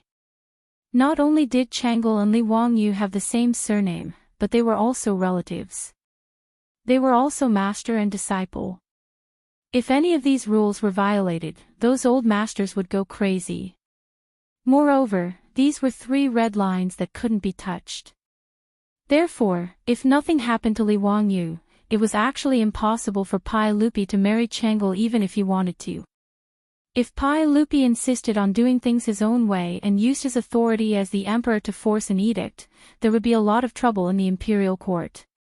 At least, it wouldn't be as easy as the plague of locusts in Chang'an's 2nd year. The aristocratic families led by the 5 surnames and 7 hopes would definitely not let go of this opportunity to criticize Pai Lupi from the height of morality. However, coincidentally, when Li Wangyu led the army to the west to conquer the western region, he was accidentally buried in the desert. It could be said that with Li Wangyu's death, his identity became very sensitive. To go to war for the country and die in an accident, that was a martyr, a hero of the country. Under these circumstances, Princess Chang'an's choice to marry of a lower status became a beautiful story. Even the stubborn Wei Jing had to pinch his nose and accept it. After all, although Li Wangyu had sacrificed his life for the country, Princess Chang'an's insistence on marrying him, although it was unreasonable, it was the friendship of the imperial family. And no one could say a single word. In any case, Li Wangyu was no longer in this world. Although this marriage was unreliable, no one jumped out to seek trouble for themselves. But who could have thought Li Zest? When the news reached Chang'an, everyone was surprised and looked at each other. They did not know how to deal with the fact that Li Wangyu had 2 concubines. To impeach Li Wangyu, there didn't seem to be any reason. After all, when Chang'an married into the Prince of Qin's household, Li Wangyu was still trapped in the desert. He didn't know about this matter, so how could he be blamed? Should Chang'an and Li Wangyu divorce? These words were not pleasant to hear. Since ancient times, there had been a saying in China, it's better to tear down 10 temples than to ruin a marriage. Ruining a marriage was a grave sin. Regardless of whether it was the aristocratic families or the scholarly old masters, no one dared to write such a memorial to Pai Lupi. They would be spurned by the common people. For a moment, everyone was in a difficult position. Another problem for Pai Lupi was Li Wangyu's title. At that time, in his grief, Pai Lupi had given the order to posthumously confer Li Wangyu the title of imperial prince, giving his former title to Li Wangyu. But now that Li Wangyu was still alive, this matter was somewhat inappropriate. After all, Li Wangyu and his father, Li Zhou, had already been ordered by Pai Lupi to reinstate them into the imperial family by the Zongjing Temple. What was more troublesome was the title of Prince of Qin. Prince of Qin was Pai Lupi's title before he ascended the throne after the Xuanwu Gate incident. To a certain extent, Prince of Qin represented Pai Lupi. This was also the reason why in the Tang dynasty, no one had been conferred the title of Prince of Qin except for Pai Lupi. But now that Li Wangyu was still alive, this title was rather inappropriate. Pai Lupi had also figured it out at this time.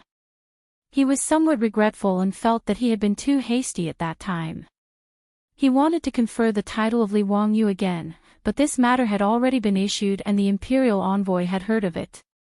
Li Er also wanted to save face. He was a little embarrassed to do this kind of thing that changed orders all the time. In short, the news that Li Wangyu was still alive made Pai Lupi very happy, but it also brought him a lot of trouble. However, although there was news of Li Wangyu at that time, the Tang army had not yet found Li Wangyu. Therefore, although this matter was rather troublesome, it was not urgent. The most important thing was to find Li Wangyu's exact whereabouts.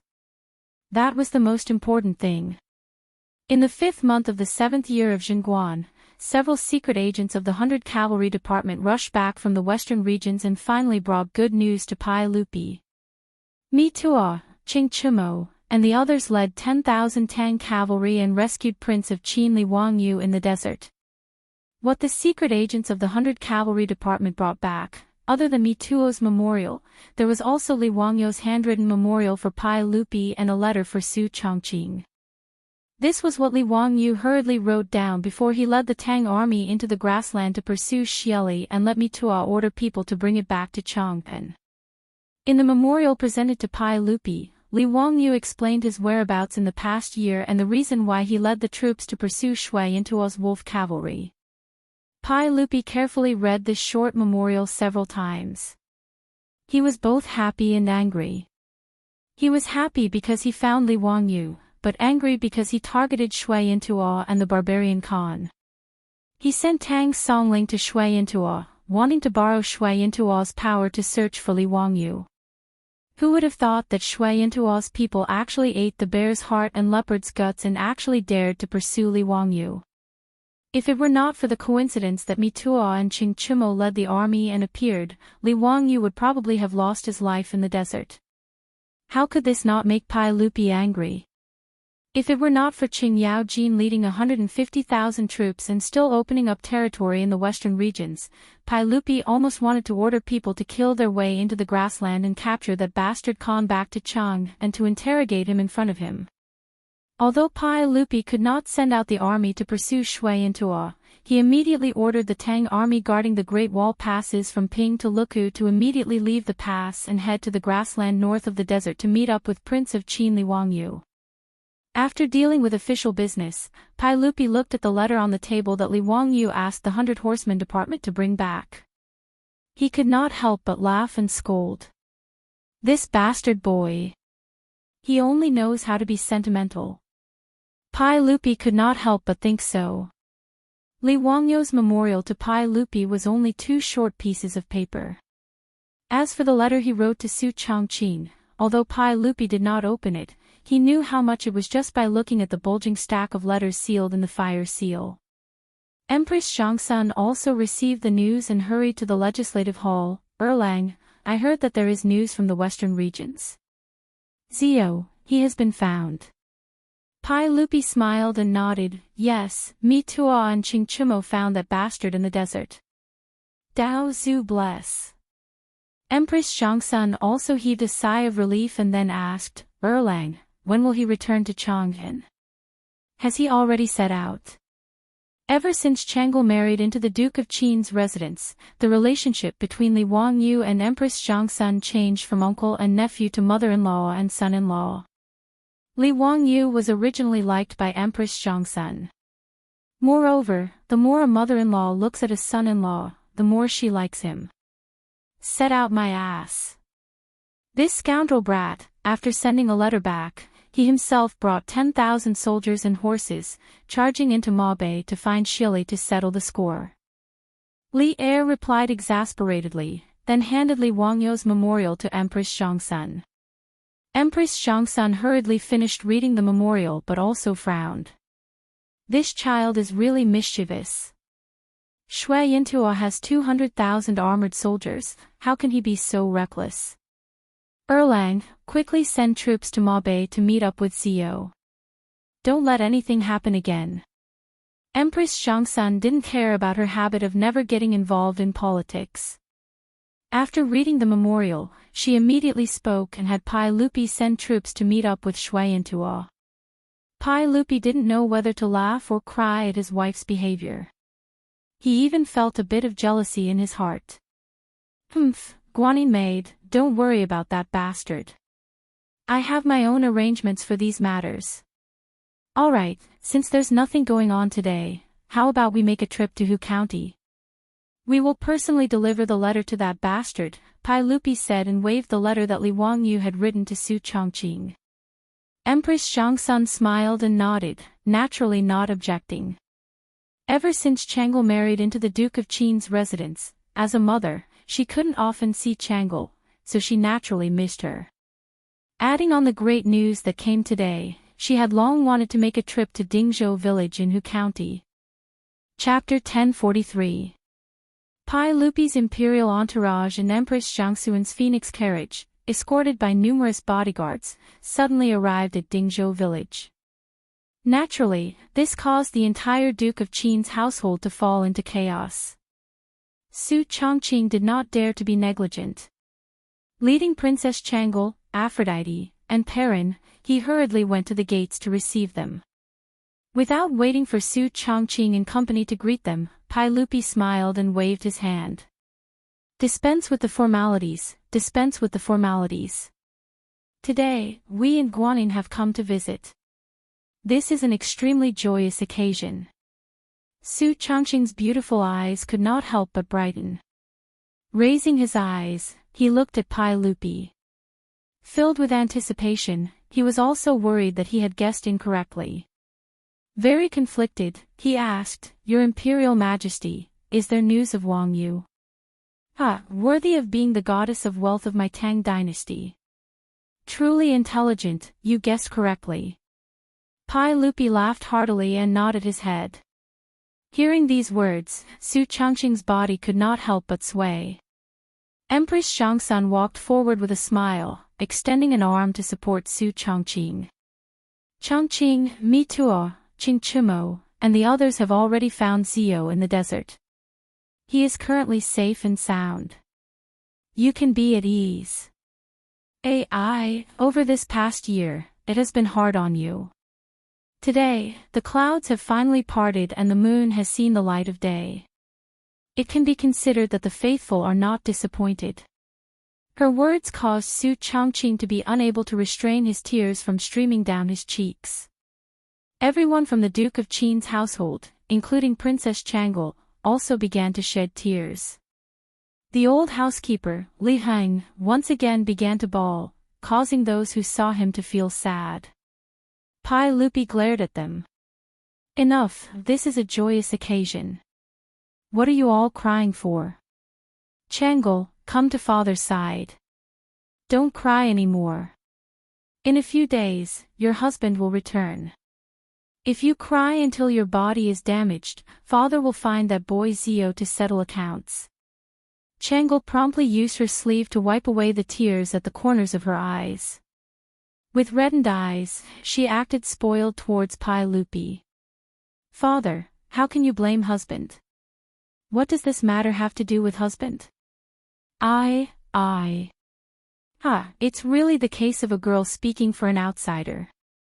Are you speaking for your husband? All right. Father has brought you good news today.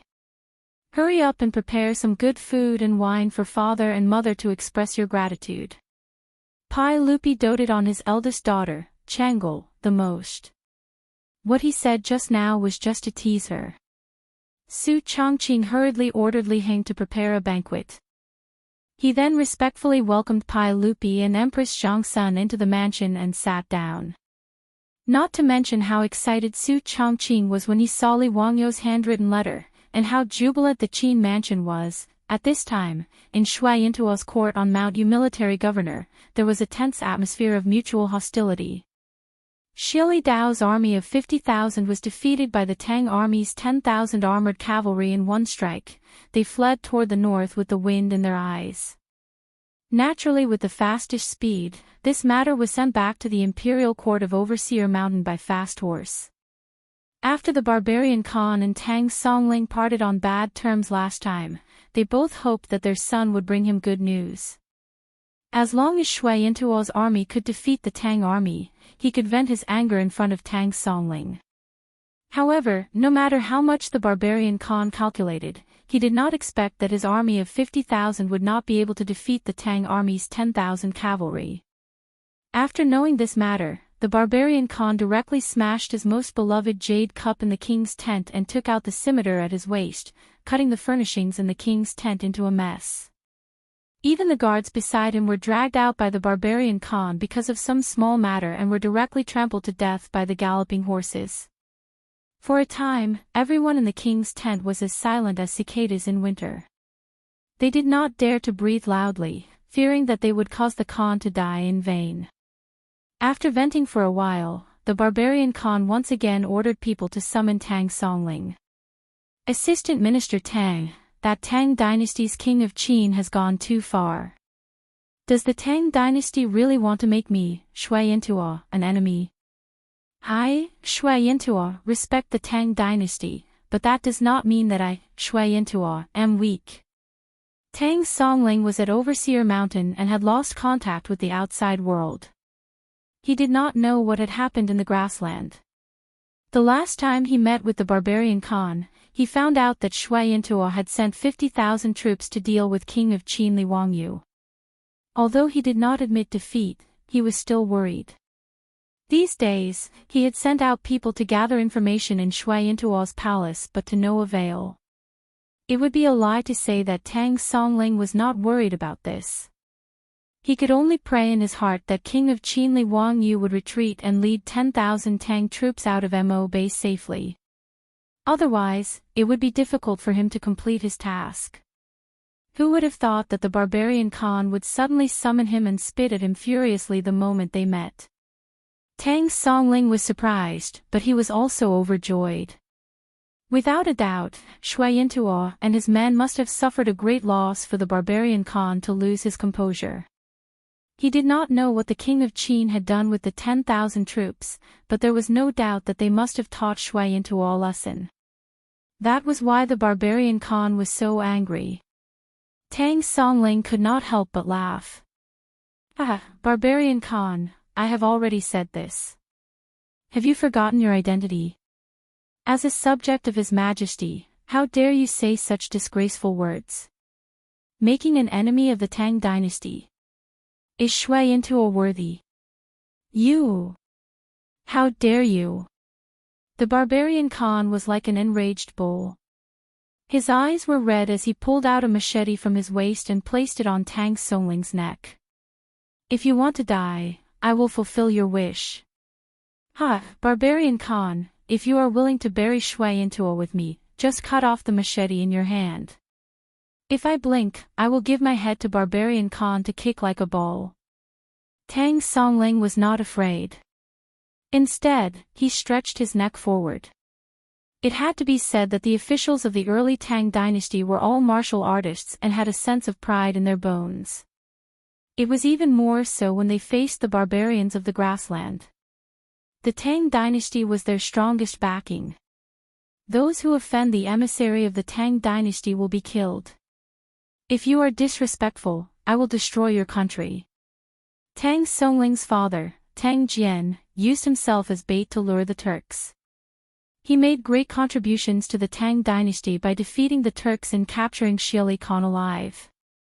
In history, Wang Xuanzi, who single-handedly destroyed a country, single-handedly destroyed central India and wrote the legend of the Tang dynasty.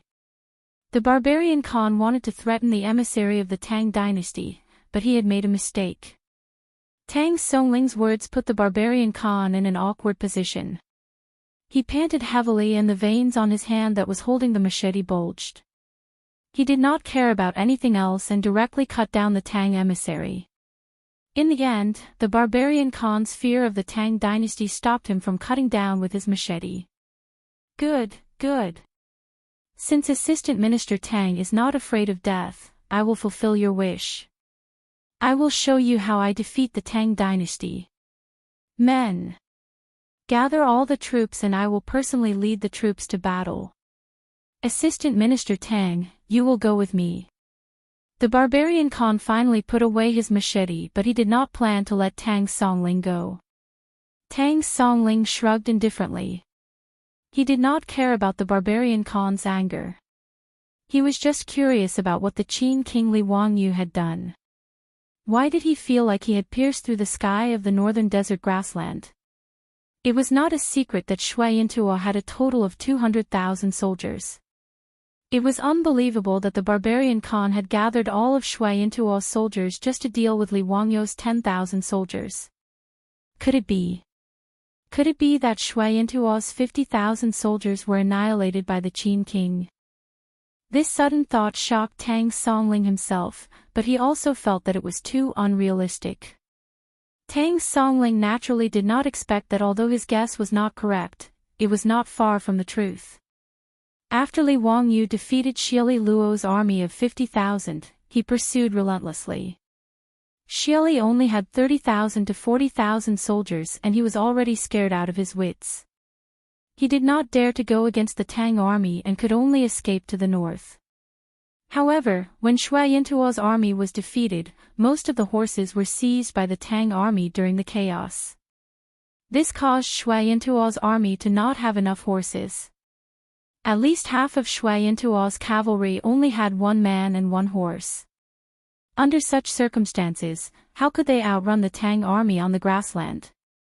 Therefore, after more than 10 days of pursuit, Xieli's 30,000 to 40,000 soldiers were left with less than 20,000 soldiers. The rest of the cavalry were left behind due to the lack of horses. They were either captured by the Tang army or killed by the blades of the Tang army.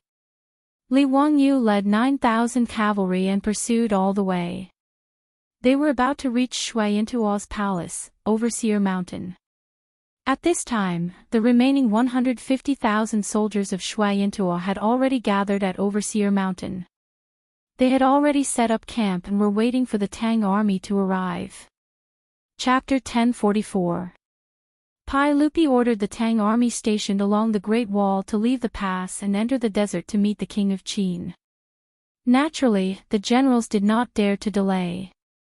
After receiving the order, the Tang army stationed at several passes left the pass and entered the Maobei grassland. The Tang dynasty did not attach importance to the Great Wall. Unlike the Qin and Han dynasties, the Tang dynasty did not rely on the Great Wall to defend the grassland tribes. If the nomads from the north came to invade, the Tang dynasty would just mount their horses and charge into the grassland, killing the nomads until their faces turned pale. Therefore, the Tang army stationed at several passes along the Great Wall did not have many soldiers. Their main task was to patrol and warn, not to defend.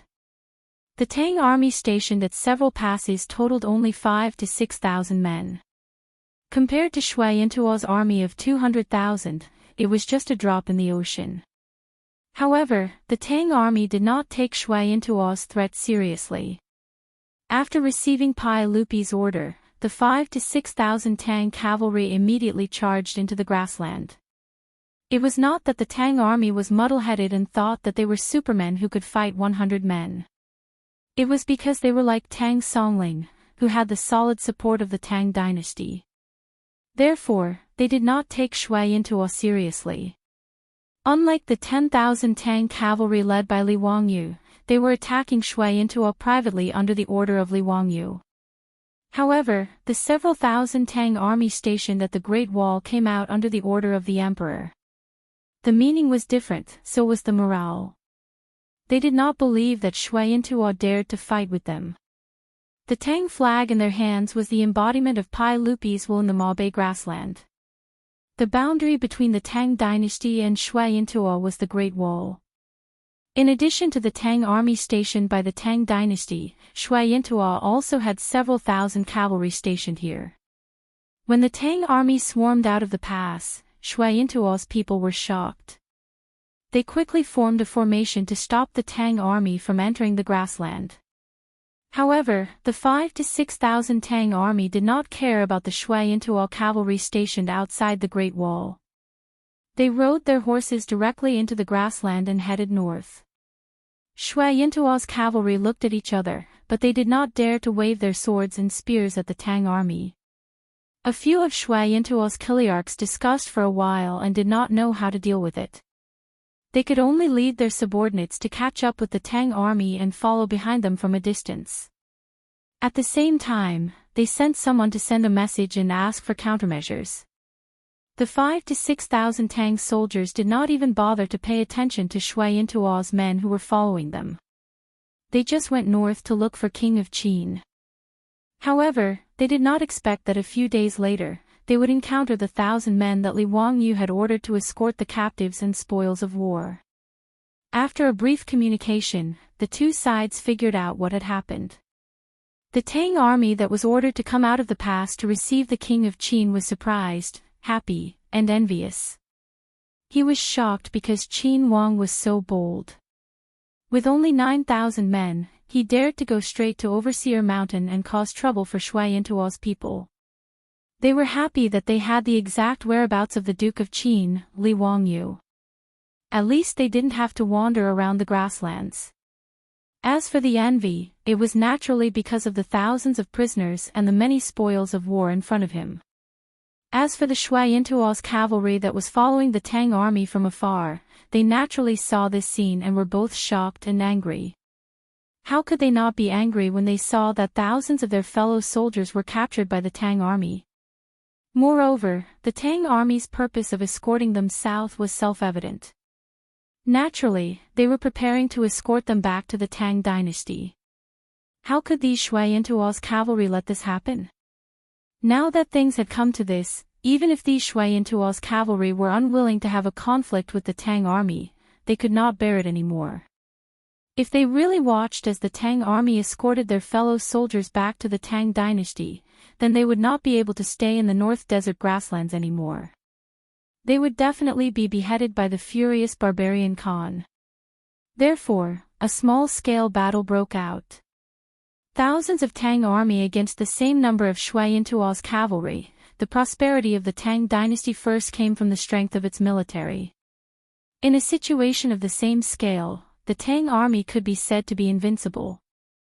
Therefore, the outcome of this small-scale battle was self-evident.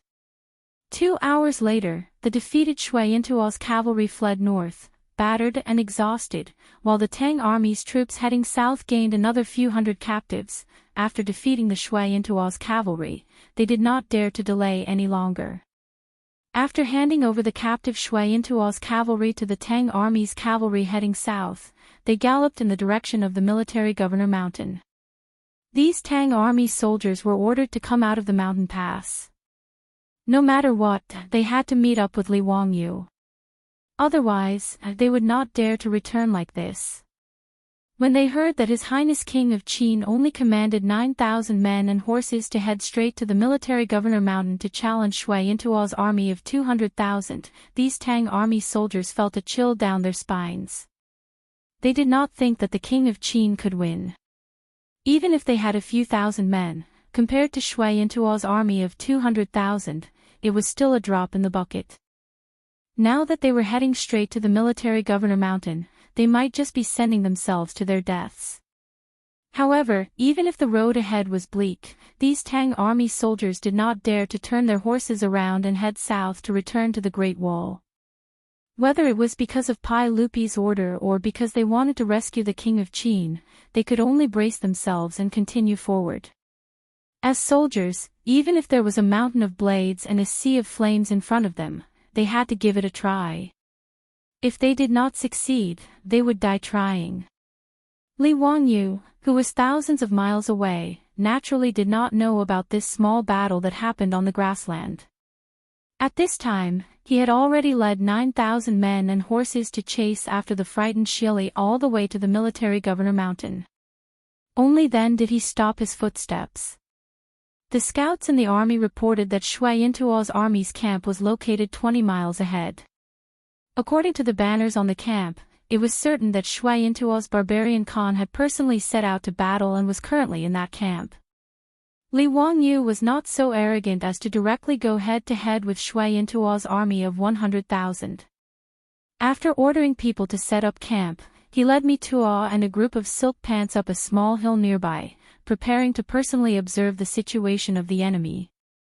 However, when they climbed up the hill and used binoculars to look at Shui Yintuo's camp under the protection of his personal guards and troops, their faces became quite ugly. Even if Li Wangyu knew how stupid Shui Yintuo's dismounted cavalry formation was and where its fatal weakness was, when he saw Shui Yintuo's camp not far away, he could not help but feel his heart tighten.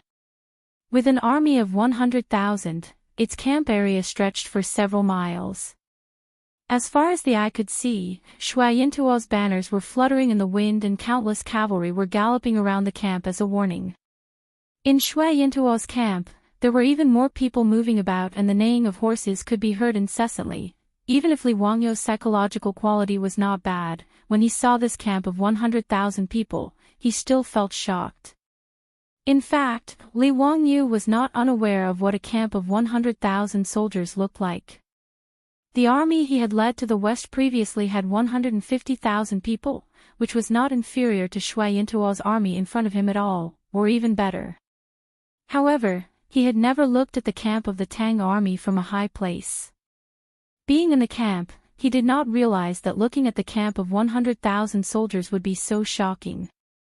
Chingchumo and the others also had ugly expressions at this moment. Chai Lingwu could not help but swallow his saliva.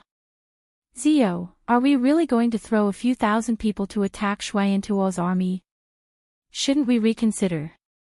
Mi Tuo also quickly advised, Your Highness, you have already taught Shui Yintuo's people a lesson. Why don't we immediately go south and return to the Tang dynasty? I think that if we travel light, Shui Yintuo's army will not be able to catch up with us even if they want to. The group of foppish young masters also began to persuade him, and even Ague had the same attitude. Although he wanted to avenge the Hurut tribe, it was simply crazy to use a few thousand people to attack 100,000 people. Li Wangyu was persuaded by the crowd, but his heart was beating like a drum. Could this battle really be won? F***ck, don't tell me you're talking nonsense in the history books. Could Li Ji really defeat tens of thousands of Shui Yintuo's cavalry with just 6,000 people? Li Wangyu's face could not help but turn pale. He felt that he had really made a fatal mistake. Chapter 1045. After seeing the camp that stretched for miles, Li Wangyu suddenly realized that he seemed to have made a big mistake, which was to ignore the numerical advantage of Shui Yintuo's army. Although he knew the fatal weakness of Shui Yintuo's dismounted cavalry, in the face of an absolute advantage, it was as difficult as ascending to the heavens to break this weakness. The barbarian Khan had hundreds of thousands of troops. It was impossible for him to send all of his troops to fight him. Thus, even if he defeated tens of thousands of Shui Yintuo's army, it would be meaningless. The barbarian Khan still had hundreds of thousands of troops in his hands. He would not give him a second chance to send out cavalry to attack the cavalry at the rear. Even if the barbarian Khan was extremely stupid and ordered all of his troops to dismount and fight the Tang dynasty, Li Wangyu would not stand a chance. Shui Yintuo's army had 5 people in a team. During the battle, 4 people would dismount and 1 person would guard the horses at the rear. Among the hundreds of thousands of troops, there were nearly 30,000 people guarding the horses at the rear. On the other hand, Li Wangyu only had 2,000 cavalrymen. Unless he could conjure up a few thousand more cavalry, it would be impossible for him to defeat 30,000 people with only 2,000 cavalry. Another way to defeat Shui Yintuo's army was to use the composite steel crossbows to shoot in 3 stages. Li Wangyu believed that as long as he had enough crossbows, he would not be afraid even if there were thousands of soldiers and horses on the opposite side. However, the problem was that the 2,000 crossbowmen had a limited number of arrows in their quiver. This was not a real-time strategy game where as long as there were soldiers, there would be an endless stream of arrows to shoot out. The standard configuration of the Tang army was that each crossbowman carried 75 arrows, the same as the Mongolian cavalry in the future. This was because the Tang dynasty did not lack horses and could provide enough horses for the crossbowmen to carry supplies and other supplies. Otherwise, they would not have been able to carry so many arrows. European longbowmen in the Middle Ages usually carried only 50 arrows with them when fully loaded. As for the 2,000 crossbowmen under Li Wangyu, they had used up some of the arrows in their quiver during the chase. Now, each of them only had 50 to 60 arrows left. It was wishful thinking to rely on these crossbow bolts to defeat the 100,000-strong Shui Yintuo cavalry. Without the crossbows, the composite steel crossbows in the hands of the 2,000 archers were no different from firearms without bullets. They were even worse than fire sticks. If the barbarian male Khan did not care, and the 100,000 soldiers surrounded him from all sides, then even if he, Li Wangyu, had great ability, he would not be able to escape even if he grew wings. After understanding all this, Li Wangyu's back couldn't help but break out in cold sweat. Although Li Wangyu was unwilling to accept the persuasion of the foppish young masters in Mido, he could only nod silently. All right. Let's withdraw. Maldiv asterisk Kerr, Yinan and Xieli Luo, those two bastards, got lucky. Li Wangyu spat angrily towards the foot of the hill, then turned around and ordered everyone to descend the hill, preparing for a full retreat. Li Wangyu admitted defeat and prepared to run, but the barbarian Khan would not let him go. After Li Wangyu made the decision, the Tang army immediately abandoned the camp that they had just set up, and the rear became the front, retreating towards the south. However, the army had only run for a few dozen miles when the scouts at the back of the army quickly reported that the Shui Yintua army had also left camp, and the Super Tang army was chasing after them. Li Wangyu cursed in his heart, but there was nothing he could do.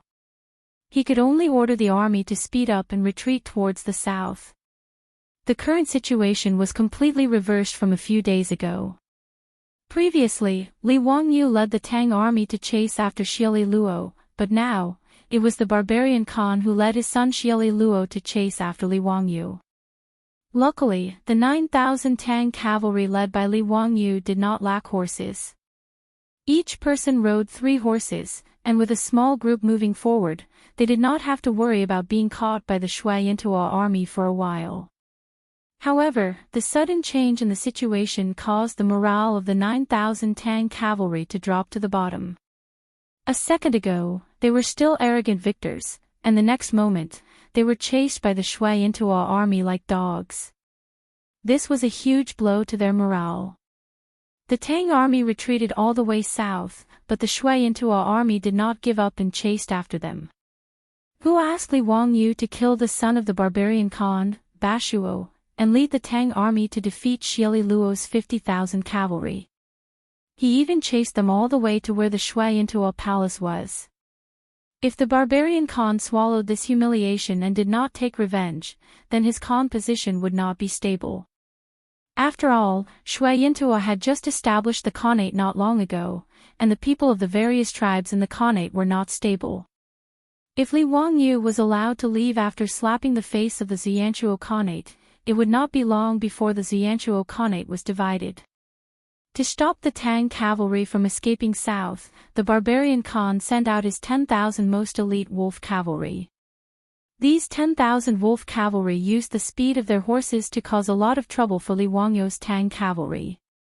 Luckily, with the steel crossbows in their hands, they were able to suppress the arrogance of the wolf cavalry. After leaving behind hundreds of corpses, the wolf cavalry did not dare to force their way into the Tang army. They could only follow behind the Tang cavalry and harass their speed day and night. Facing this, the Tang army could not help but feel bitter. However, as their horses were not as fast as the enemy, they could not chase them away. Li Wangyu did not have any good ideas and could only ignore them. Just like this, one chased and one fled, and 10 days passed in a flash. During this period of time, the 9,000 Tang cavalry lost close to 100 men due to the harassment of the wolf cavalry. Of course, the Shui Yintua wolf cavalry did not have it easy either. To delay the Tang army's retreat, they left behind close to 1,000 corpses. However, even so, the Tang army was in a tough spot. The North Desert was simply too huge. From the military governor mountain to the Great Wall, it was 2,000 miles. The Tang army traveled light and could only travel 100 miles in a day. To return to the Tang dynasty, they had to cross the Great Wall, and they were only halfway there. However, after being chased by the Shui Yintua army for 10 days and being harassed by the wolf cavalry, the men were tired and the horses were tired. On this day, before the sun set, the Tang army charged into a river valley. Li Wangyu immediately ordered the army to set up camp here. Although the North Desert was a grassland, it still had mountains and rivers. The river valley that they were in had mountains on both sides and trees on the mountains. At the bottom of the valley was a meandering river that was a few meters wide. The entire river valley was less than 100 steps wide, easy to defend and hard to attack. It was a rare place for the Tang army to rest. At least they did not have to worry about being attacked by the wolf cavalry in the middle of the night. As long as they blocked the entrance of the river valley, they would not have to worry about the harassment of the wolf cavalry. The tired Tang army got off their horses. Without resting, they led their equally tired horses to the river to wash them. These horses were the most trustworthy companions of the Tang army. Therefore, taking care of the horses was the most important task of every Tang army. After Li Wangyu and the wastrels handed their horses over to their personal guards to take care of, they didn't stay idle. They led a few of their personal guards up the hill and prepared to observe the situation of the enemy. Looking at the wolf cavalry army that had set up camp a few miles away, Li Wangyu could not help but curse in his heart. Fong Yi-ai immediately cursed out, "Damn bastards, these damn wolf riders are really like ghosts that won't go away. Zio, what should we do now? If we continue to run like this, our horses might not be able to last much longer. I'm afraid we won't be able to outrun those wolf cubs that grew up on the grassland." Li Wangyu nodded silently. Everyone knew what Fong Yi said, but they did not have a way to break out of this situation. For a moment, everyone was silent. After a long time, Mi Tuo suddenly said, "Your Highness, old slave dares to say that this place is easy to defend and hard to attack. Why don't your Highness hand over the army to the old slave? Your Highness should not care about this matter and quickly return to Chang'an.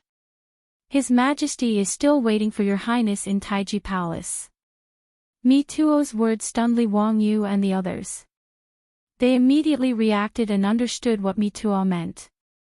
Obviously, Mi Tuo intended to lead the rest of the Tang army to defend this river valley to give Li Wangyu and the other wastrels time to escape. With the ability of the Tang army, even if the barbarian Khan arrived with more than 100,000 troops, they might not be able to break through the defense of the Tang army in a short time.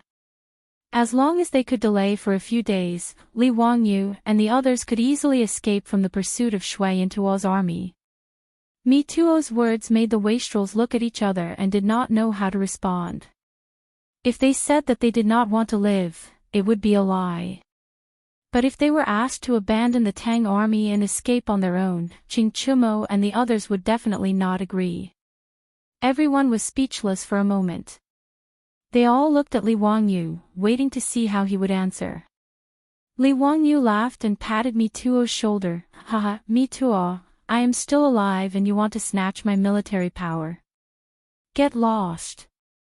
Don't forget, as long as His Majesty does not give an order, I am still the chief of the Western Expedition Army. Your Highness."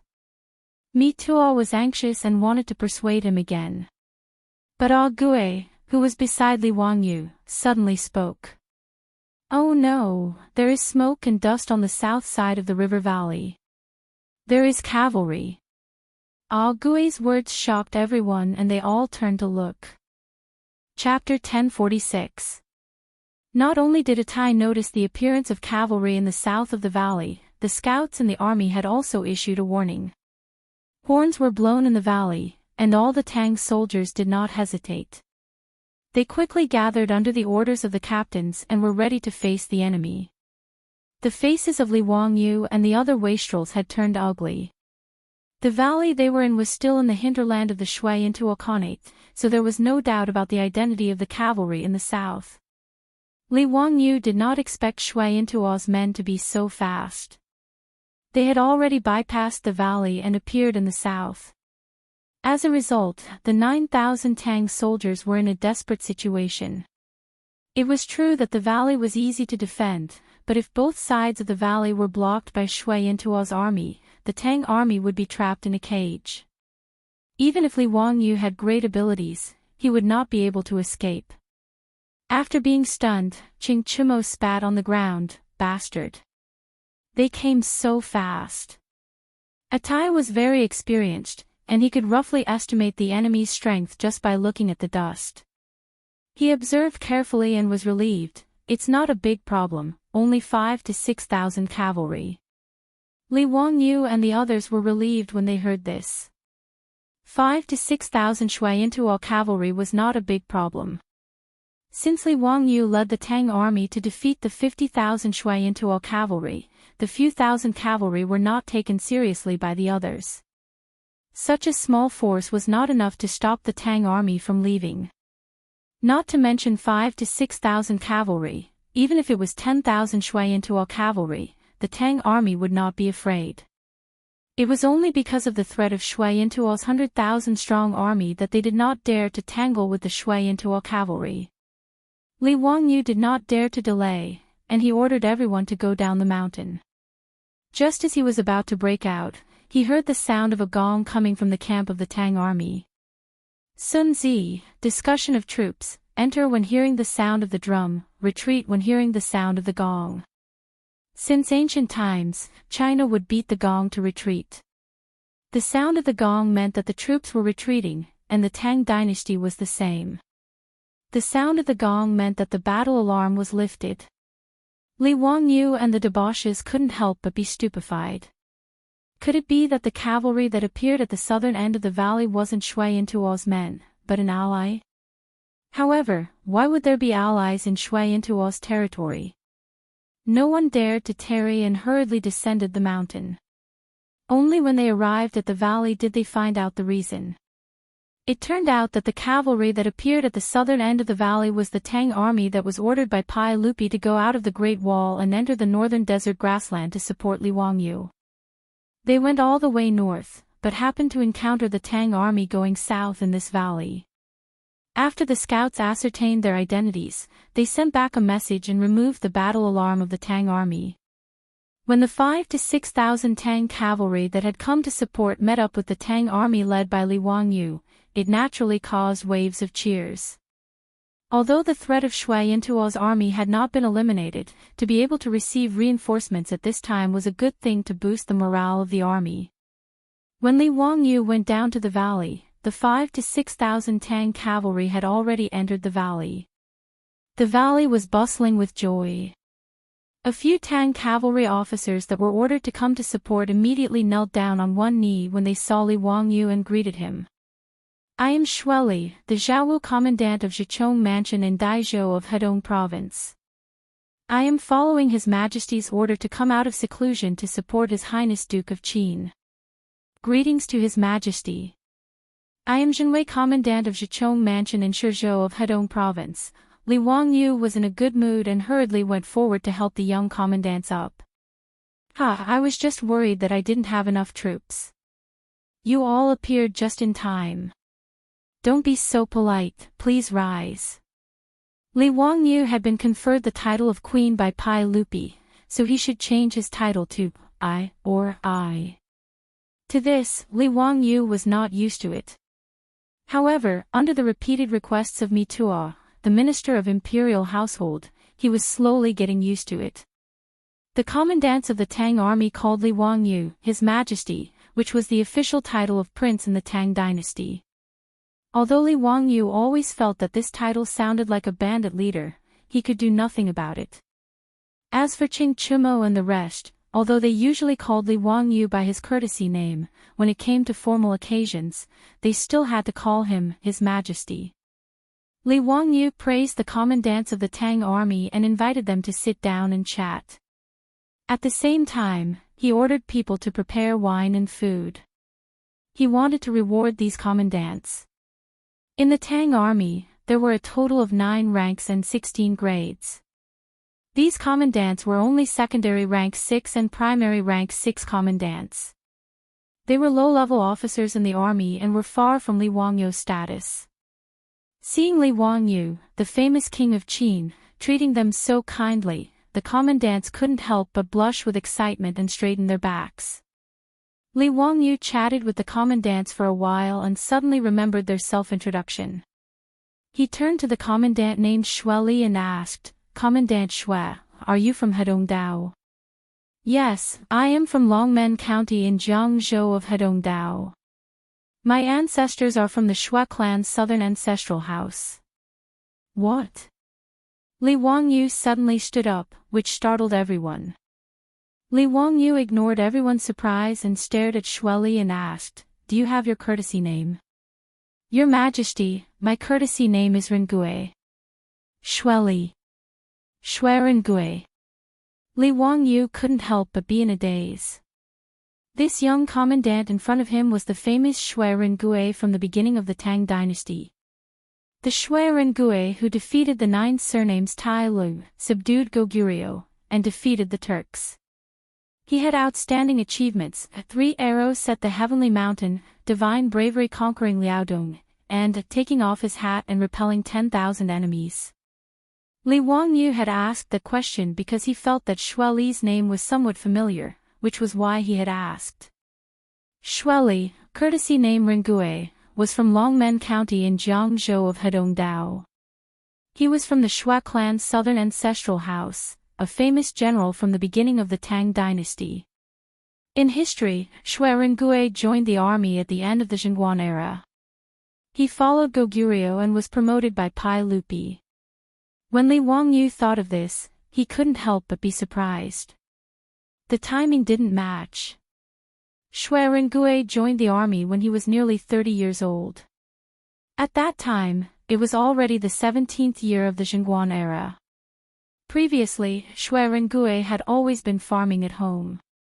It wasn't until Pai Lupi went to Liaodong and recruited soldiers that Rengui joined the army under the persuasion of his wife. However, now that it was the 7th year of the Chang'an era, why was Rengui in the army? Was this Rengui really that famous general in history? Li Wangyu was a little confused. His excitement from before calmed down a little. Commandant Shui, when did you join the army? Li Wangyu asked again. I joined the army in the 5th year of the Chang'an era. Oh. Since Commandant Shui is from the Shui family's southern ancestral house, you are also the descendant of a famous person. Why did you join the army? Rengui's face turned slightly red. He looked up at Li Wangyu and replied embarrassedly, Your Majesty, although I am from the Shui family's southern ancestral house, my family has been poor since childhood. Although I have practiced martial arts since childhood, I have never thought of joining the army. The reason I joined the army, apart from my wife's persuasion, was mainly because of your Majesty. Because of me. Li Wangyu couldn't help but be surprised. He didn't understand what Rengui meant. I won't hide it from your Majesty. After I read your Majesty's Romance of the Three Kingdoms, I felt that men should be like Guan Yu, Guan Yunchang, Zhang Fei, Zhang Ida, and Zhao Zilong of Changshan. They should rely on their own abilities to assist the king and support the country. Only then would they not have wasted their time in this world. I also have some martial arts skills, so I chose to join the army. I want to make some achievements and bring glory to my ancestors. I want to bring glory to the Shui family. Rengui's words made Li Wangyu's teeth ache. He felt that plagiarizing the Romance of the Three Kingdoms could make the butterfly wings of history flutter like this. Even Rengui's life had been changed. He really didn't know how to evaluate this. However, when he thought about it carefully, it seemed that not only Rengui, but also Li Qingqian, Li Tai, Wu Meinyang, and the others' lives had changed because he and Su Chongqing had transmigrated to the Tang dynasty. When Li Wangyu thought about these things, he couldn't help but feel happy. It wasn't a bad thing. Regardless of whether Rengui had joined the army more than 10 years in advance, now that he was in trouble, the heavens sent Rengui to him. It was really interesting. Qing Chumo and the others didn't know that Li Wangyu's heart was full of twists and turns. Seeing that reinforcements had arrived, they were also happy. Fang Yai raised his head and drank a cup of wine. He shouted, Zio, it's naturally a good thing that Officer Shui and the others have come to help. Today, we will rest and reorganize for the night. Tomorrow, we will continue to march and return to the pass as soon as possible. The dandy and Mitua nodded. Although the 5,000 to 6,000 soldiers brought by Rengui wouldn't be of much use, they could raise the morale of the army. With this motivation, the soldiers could continue to hold on. If they held on for another 10 days, as long as there were no accidents, they would be able to return to the Great Wall. When Li Wangyu heard this, his eyes flashed. He shook his head and smiled. Chapter 1047. Run my ass. I'm not running anymore. I've been chased by that bastard for thousands of miles. I've had enough. Since we have reinforcements now, let's have a showdown with Xieli and Barbarian here. Li Wangyu was indeed being chased by Shui Yintuo's army led by Barbarian Khan. He was so frustrated that he directly cursed.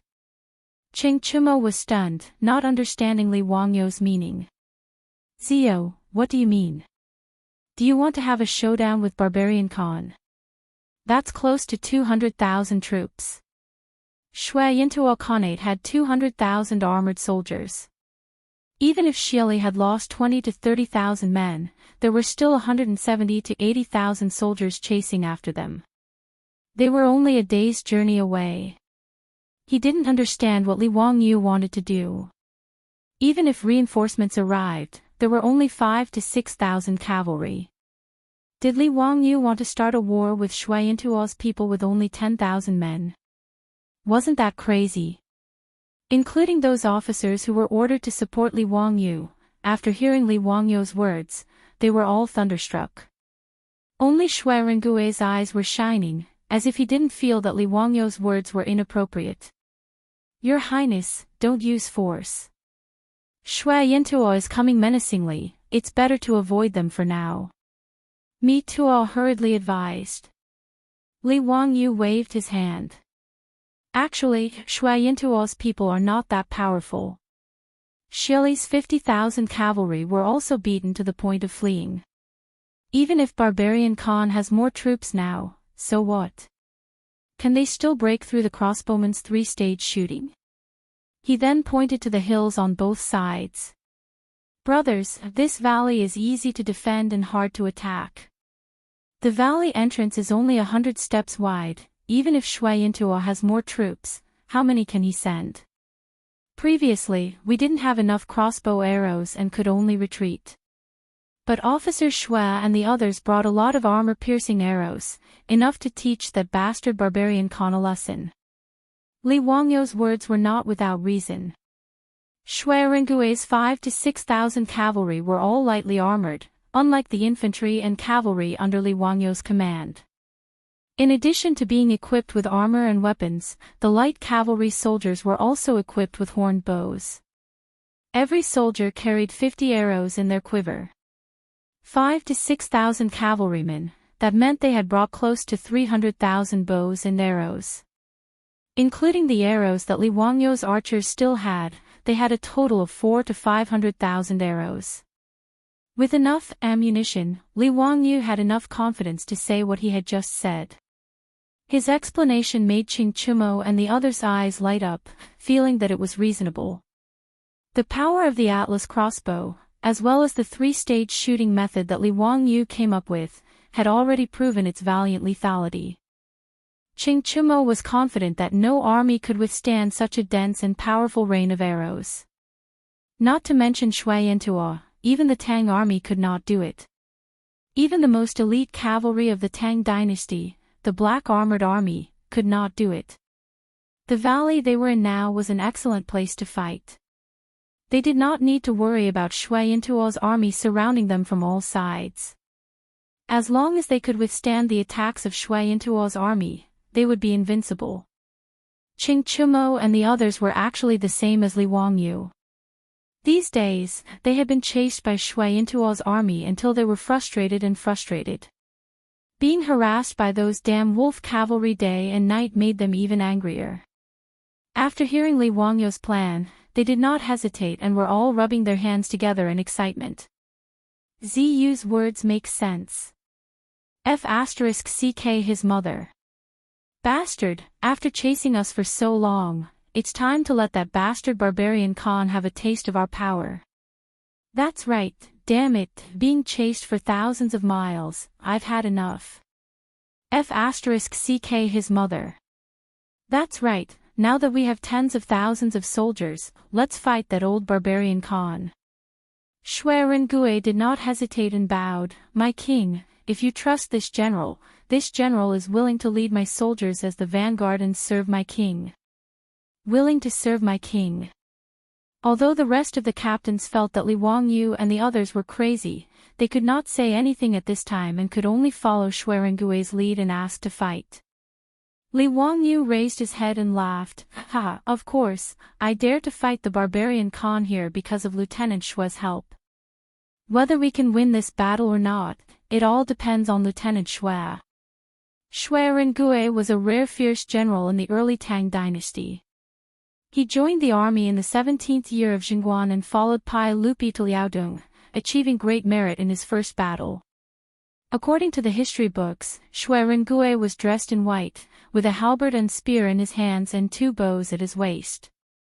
He was invincible and defeated the Goguryeo army.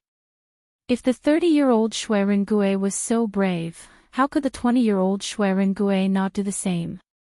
To defeat Shui Yintuo's army, the key was to attack the cavalry behind the dismounted cavalry formation. As long as he defeated Shui Yintuo's cavalry and turned them into cripples, Li Wangyu would not be afraid even if he fought with fewer people. Previously, he only had 2,000 cavalry under him and did not have a fierce general to lead them. It was difficult for him to attack Shui Yintuo's cavalry. Who would have thought that the little wings of history would flap? And because of a romance of the 3 kingdoms, Shui Rengui joined the army 10 years earlier and led the Tang army to reinforce him. This naturally gave Li Wangyu a lot of confidence. He was prepared to hand over his 2,000 cavalry and the 5,000 to 6,000 cavalry to Shui Rengui. When the 2 sides were fighting, Shui Rengui would lead his troops to attack Shui Yintuo's cavalry. As long as he succeeded, needless to say, the 100,000 Shui Yintuo's army would be no more than chickens and dogs.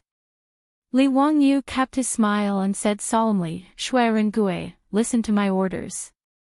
Present. I order you to be the commander of the cavalry, and all the cavalry will be under your command. Do you have the confidence to lead the cavalry to defeat Shui Yintuo's army? Li Wangyu's words shocked everyone. The rich kids and Mituo looked at each other, not understanding what Li Wangyu meant. This young officer named Shui Rengui was merely a Zhaowu chaplain of the upper 6th rank. A lieutenant only led 1,000 men, and his position was similar to a colonel in the future. Under Li Wangyu's command were the Xianwei general of the lower 4th rank, the Dingyuan general of the upper 5th rank, and the Qi general of the lower 5th rank. Their positions were similar to the major generals or brigadier generals of the future. To let a colonel command a group of major generals and brigadier generals, this matter was weird no matter how one looked at it. More importantly, Li Wangyu and Shui Rengui had only met for the first time, so why would he give him such an important task? To hand over all 6,000 to 7,000 horse soldiers to a 20-year-old lieutenant commander. The rich kids naturally did not know about Shui Rengui's outstanding military achievements in history, and they did not understand why Li Wangyu valued this young lieutenant so much. However, although everyone was astonished, no one said anything to refute him. After all, Li Wangyu had too many mysterious abilities, and they were most familiar with Li Wangyu, so they knew that he would not speak without thinking. Since he thought highly of this young lieutenant, there must be a reason for it. When the Qin king gave the order, the rich kids did not say anything.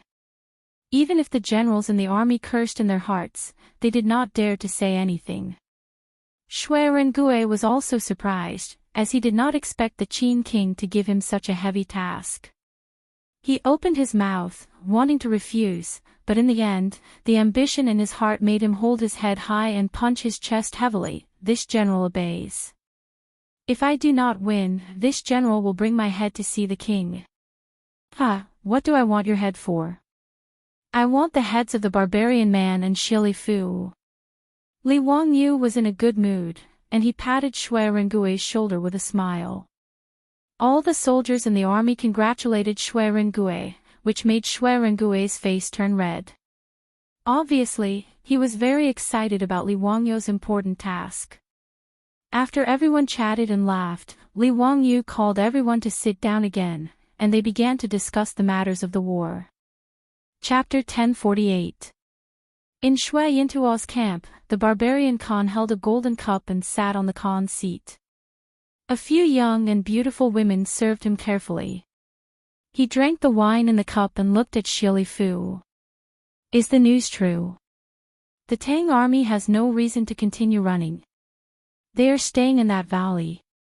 Xie Fu's face was ferocious. Father, this is the news from the wolf cavalry. It must be true. Humph, they have been chased by my army for more than 10 days. With the wolf cavalry attacking them at any time, I'm afraid they are tired and have no strength to continue. I'm afraid they can't run even if they want to, so they can only stop. They want to use the geographical advantage to fight against my army. The barbarian Khan looked up and laughed. What a joke. They are only thousands of men. So what if they have the geographical advantage? When father arrives with the army tomorrow, I will crush them into powder. To vent my anger. Father, I'm afraid that the Qin king is as timid as a mouse and purposely let the Tang army stay behind to delay the attack so that he can take the opportunity to escape.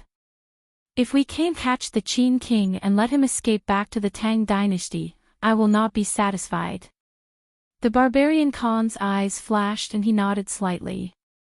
Yes, that's most likely the case. But even if we can't catch the Qin king, those Tang army must be annihilated in the northern desert grassland. None of them can escape. Humph, the Tang dynasty is powerful, but Shui Yintuo can't come and go as I please. We have to teach them a lesson they will never forget. He thought for a while and continued, after the Tang army is annihilated, cut off all their heads and let the Tang dynasty's envoy bring them back. I want to see what the heavenly Khan of the Tang dynasty has to say. Xie Fu nodded. Father is wise. The father and son looked at each other, then both of them raised their heads and laughed loudly. The army led by the barbarian Khan rushed to the valley where the Tang army was stationed the next day. They set up camp outside the valley and surrounded the entrance of the valley. Shui Yintuo's army rested for a day. On the morning of the third day, they beat the war drums. Hundreds of thousands of soldiers of Shui Yintuo's army, clad in armor and carrying blades, lined up in neat rows as they poured out of the camp. The black mass of people densely covered the grassland outside the valley. Their momentum was astonishing, and a murderous aura filled the air. Even the soaring eagles in the sky seemed to be shocked by this soaring momentum, and did not dare to approach the battlefield at all. The Tang army was naturally prepared. Following the beating of the war drums, they swarmed out and blocked the narrow entrance to the valley. There were still 2,000 jumping soldiers holding shields at the front of the battle formation. Behind them were 1,000 Mo sabers wearing Mingguang armor and wielding Mo sabers. Behind them were 2,000 archers. What was different from before was that there were nearly 100 arrows piled up in front of each archer. The fine steel arrowheads shone with a dazzling cold light under the morning sun. If they were ordinary archers of the Tang dynasty, Li Wangyu would never equip them with so many arrows. The reason was simple. No archer could draw the bowstring more than 100 times. For the ordinary bows of the Tang dynasty, even if it was a one-pickle bow, the soldiers could only draw the bowstring 20 to 30 times in a row before their arms were almost exhausted, and it was impossible for them to continue drawing the bowstring. This was the limitation of the human body's physiological structure. No matter how brave and reasonable a general was, he would not be that strong. One of the reasons why firearms would replace bows was because firearms would replace bows. However, the composite crossbow that Li Wangyu had designed was designed with Yan Liben's help. In order to save energy and satisfy the needs of a small body like himself, Li Wangyu had designed a booster for the composite crossbow. With the booster to help him draw the bowstring, it would naturally save energy. Moreover, in order to prevent the archers from exhausting their strength, Li Wangyu also gathered the auxiliary soldiers in the army. Once the archers were unable to draw the bowstring, the auxiliary soldiers would be able to replace them. The biggest advantage of a crossbow was that after the bowstring was drawn, it would be in a state of accumulating energy and waiting to be fired. Therefore, the most exhausting part of drawing the bowstring could be handed over to others. 2,000 archers, 4 to 500,000 arrows, this was where Li Wangyou's confidence in winning lied. The strength of the Tang army archers was something that Xie Luo had suffered a lot. This was something that Shui Yintuo's men were naturally clear about. Hence, to counter the archers of the Tang army, the barbarian man Khan thought of many ways. The barbarian man Khan had 160 to 170,000 troops in his hands. Apart from the auxiliary soldiers and the soldiers guarding the horses, the number of troops he could throw in was 100,000, 10 times that of the Tang army. Hence, just the vanguard forces alone, the barbarian man Khan sent out 30,000 troops at once. However, the entrance of the valley that the Tang army was defending was only 100 steps wide. A single line of soldiers could at most line up to 1,000 men. Hence, even if Shui Yintuo had 30,000 men at the front, he could only send 5,000 men into the battlefield in batches. In the hands of these vanguard soldiers were pretty much all the shields of the Shui Yintuo army. Their goal was obvious, which was to defend against the arrows of the Tang army. To prevent the vanguard forces from collapsing like the previous time and charging into the middle troops, the barbarian man Khan sent out all the 10,000 wolf cavalry to act as military judges to supervise the orders. Anyone who retreated or ran would be killed without mercy. In the eyes of the barbarian man Khan and Xie Luo, even if the 30,000 vanguard forces died, as long as the Tang army could fight to the death, it would be a victory. Under the beating of Shui Yintuo's war drums, the 30,000 vanguard troops started to move. Like a flood, they pressed towards the entrance of the valley that the Tang army was defending. The 30,000 vanguard troops, 5,000 men in a group, 100 meters apart in the middle, there were hundreds of wolf cavalry holding sharp blades patrolling on their horses. The moment Shui Yintuo's cavalry wanted to retreat, the weapons in the hands of the wolf cavalry would mercilessly slash at them. Under such strict orders, the Shui Yintuo soldiers knew that they had no way to retreat and could only fight to the death against the Tang army. After all, based on Shui Yintuo's military law, if they died on the battlefield, their families could still receive compensation. Although it was not much, it was enough for their families to rely on. And if they were killed by the wolf cavalry, not only would they not receive compensation, they would also be labeled as cowards, making their families unable to raise their heads in the tribe. It was also because of this that when Shui Yintuo's vanguard troops pressed forward, that kind of fearless momentum was noticed by Li Wangyu and the other wastrels on the watchtower carriage behind the Tang army. Ziyu, this is not good. Shui Yintuo's wolf cubs, why do they look like they have been injected with wolf blood? Fang Yai could not help but feel nervous. Qing Chumo held the binoculars and looked for a while before replying, "Look at the wolf cavalry behind Shui Yintuo's men. I'm afraid that the barbarian man Khan gave a death order to prevent Shui Yintuo's soldiers from retreating. Damn it, they are going to fight to the death. Ziyu, looks like after you killed Kishuo, the barbarian man hates you to the bone."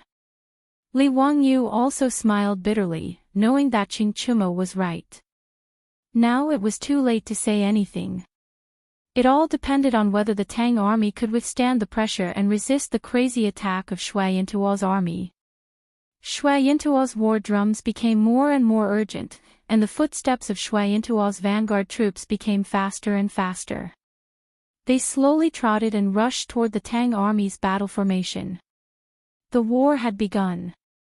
This time, the Tang army's 2,000 archers did not let Shui Yintuo's men get close. When Shui Yintuo's dismounted cavalry stepped into the shooting range, the 2,000 archers began to shoot under the command of the lieutenant. A sky full of arrows rained down from the sky, directly toward Shui Yintuo's army hundreds of meters away. All of Shui Yintuo's cavalry immediately raised the shields in their hands, vainly trying to block the arrows. But the arrowheads of the Tang army were all made of fine steel and were extremely sharp. In addition, the composite steel crossbows were pushed by the 4-pickle bowstring, making them even sharper. When the arrows rained down, they instantly penetrated the shields of Shui Yintuo's men. They penetrated the shields, cut through the armor, and pierced through the human body. Author's note: being nagged every day, this old man is ashamed. But this book is about to end, please bear with it for a while. Chapter 1049. As the arrows rained down, Shui Yintuo's vanguard immediately suffered a fatal blow. Just one round of arrows took away the lives of hundreds of soldiers, and the number of injured was uncountable. Miserable cries and blood splattered everywhere, and it was comparable to the Azura hell. If it was in the past, the remaining soldiers would have been defeated by such a heavy blow. The casualty ratio was almost more than 10%. But the formation of Shui Yintuo's soldiers, after a moment of chaos, continued to raise their shields and charge forward under the scolding of the centurions and chiliarchs. They knew that the shields in their hands could not block the arrows of the Tang army. Perhaps the next person to be hit by the arrows would be themselves. The first wave of 5,000 soldiers could not retreat, and they did not dare to retreat. Forward was death, and backward was also death. Only by risking their lives, they might be able to break through the defense of the Tang army. This was the only thought in the minds of Shui Yintuo's vanguard. Since they were chosen to be the vanguard and lead the charge, their fate had been determined. The composite arrows of the Tang dynasty could shoot a distance of 400 steps. It would take at least a minute to put on armor and run this distance of 400 meters. And within a minute, the 2,000 archers of the Tang army had already shot 3 rounds of arrows, shooting out nearly 6,000 arrows. Before the first wave of 5,000 soldiers of Shui Yintuo's vanguard could reach the front of the Tang army, they had already been shot by the arrows. The path of the charge was full of corpses, and blood had already soaked the grassland. Presumably, this grassland would grow abnormally dense in the coming year. When the remaining soldiers of Shui Yintuo were within 100 meters, the arrows that filled the sky suddenly disappeared. It was not that the archers of the Tang army were merciful, but the second wave of 5,000 soldiers of Shui Yintuo's vanguard had started to charge again.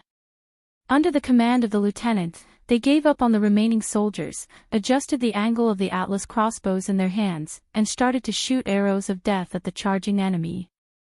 The battle formation of the Tang army also moved at this time. At the front of the battle formation, the jumping soldiers holding shields to defend against the enemy's arrows suddenly retreated, and 1,000 Mo swordsmen wearing heavy Mingguang armor stepped forward and stood at the front. In the Tang army, those who could be chosen as the Mo saber wielders were all strong and healthy people. To be able to wear the thick and heavy Mingguang armor and wield a Mo sword that was 9 feet long and weighed 15 kilograms, one would definitely not be able to do it without extraordinary arm strength and strength. These 1,000 Mo swordsmen stood at the front of the formation like unmoving reefs since ancient times, ready to face the assault of the tide at any moment. As Shui Yintuo's soldiers got closer and closer, the commander of the Mo sabers shouted out an order. 1,000 Mo sabers that were shining with cold light were raised high up in the air. Then, they slashed down as fast as lightning. The light of the blade flashed, and everything under its edge was crushed into powder. Under the Mo blade, be it the shields in the hands of the Shui Yintuo soldiers or the armor on their bodies, they were no different from paper. With a single slash of the saber, it was cut into 2 halves. As for the flesh and blood of Shui Yintuo's soldiers, there was no need to talk about it. After the cold light, countless severed limbs flew all over the sky, blood splattered everywhere, and miserable screams almost shattered the clouds in the sky. This was the Mo swordsmen of the Tang dynasty, the strongest infantry in the era of cold weapons. Like a wall, men and horses were crushed. Shui Yintuo's first wave of 5,000 men and horses, most of them were shot to death by the crossbowmen. The rest of them luckily escaped and tried their best to rush to the front of the Tang army formation. However, they were just sending their heads 1,000 miles away. The 1,000 Mo swordsmen slashed twice, and the corpses of the enemy chiefs in front of them were piled up like a mountain. And the only damage they caused to the Tang army's Mo swordsmen was only a few scratches of varying depths on the Mingguang armor.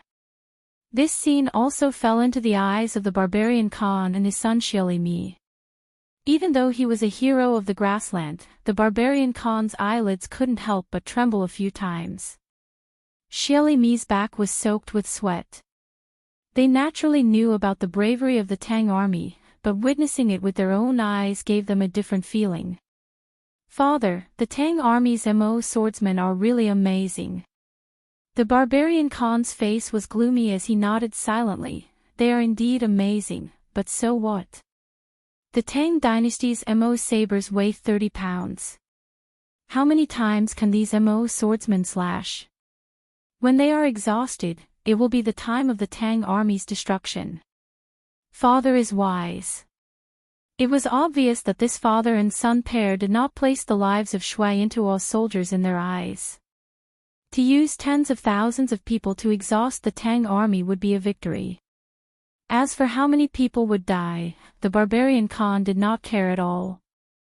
The barbarian Khan's calculations were not wrong at all. Even a well-trained and carefully selected Mo swordsman would not be able to wield a Mo sword that weighed 30 jin without limit. There was a limit to one's strength, and this was a law of nature that could not be broken. Once the Mo swordsmen were exhausted, it would be tough for them to maintain the Tang army's defensive line. With such a plan in mind, the barbarian Khan sent the wolf cavalry out to supervise the military order, chasing Shui Yintuo's soldiers to their deaths one by one, pushing them into the meat grinder to exhaust the strength of the Tang army. After all, Shui Yintuo's army had 100,000 people. Even if the Tang army killed 30 to 40,000, so what? Furthermore, with thousands of Tang soldiers, no matter how valiant they were, how many people could they truly kill? Just as the barbarian Khan had predicted, Shui Yintuo's front army of 30,000 people was formed into groups of 5,000 people. Like moths to a flame, they charged towards the Tang army. 2 waves of Shui Yintuo's army had already been buried in the grassland. The Mo swordsmen were getting more and more dismembered. Even the strong Mo swordsmen started to suffer casualties under the desperate attacks of Shui Yintuo's soldiers. On the carriage, Li Wangyu and the other rich kids looked at each other and nodded silently. Whether their plan would succeed or not depended on this. Li Wangyu signaled to Niu Wu, who immediately took off his robe. His upper body was bare, and his muscles bulged like fists, shining under the sunlight. Niu Wu pulled aside the soldiers beside the war drum and spat on his palm. Then, he grabbed the drumstick and hit it with force. The Tang army's war drum sounded, and the Tang army heard the drum and moved. The 1,000 Mo swordsmen coldly kept their Mo swordsmen and gathered their strength. At the same time, all of them stepped forward. The uniform footsteps gave off a sound like that of a drum, matching the sound of the Tang army's war drum. The 5,000 Tang army started to push forward. The Tang army actually did not guard the entrance of the valley, but directly pushed out. This change caused the Shui Yintuo's army to stagnate. The barbarian Khan suddenly stood up from the stirrups, his eyes filled with shock. How dare they? How dare they charge out of the valley? Are they not afraid that this Khan will surround them and annihilate them? Xieli was also in disbelief.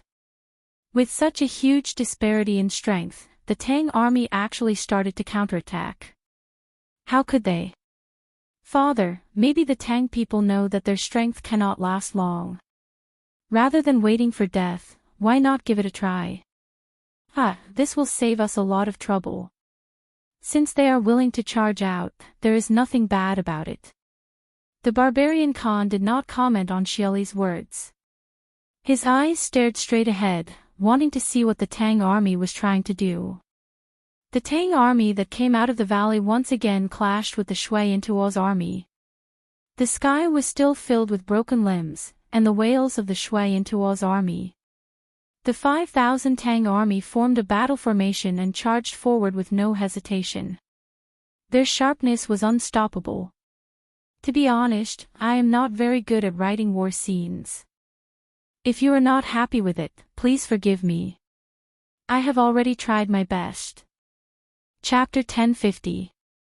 Not only did the Tang army not defend the valley, but they also pushed out after crushing Shui Yintuo's 2 waves of attacks. This was not because Li Wangyu was hot-headed and felt that 5,000 Tang army could go against the 100,000 Shui Yintuo cavalry. The Tang army was at a disadvantage, and this was an undeniable fact. After Li Wangyu discussed with the debauches and a group of generals and lieutenants in the army, they believed that the only way to win was to put enough pressure on Shui Yintuo's army and let the barbarian Khan invest more troops. As long as Shui Yintuo's cavalry got off their horses, Shui Rengui's 6,000 to 7,000 cavalry would charge out of the valley and go around the battlefield to attack Shui Yintuo's cavalry. Hence, even if they were at a disadvantage, the 5,000 Tang army still charged out without hesitation. When the Tang army charged out of the valley, Shui Yintuo's advantage was shown. Originally, the Tang army defended the valley, and no matter how strong Shui Yintuo's forces were, he could only send more troops to attack the valley entrance. After the Tang army took the initiative to attack, how could Khan let go of such a good chance?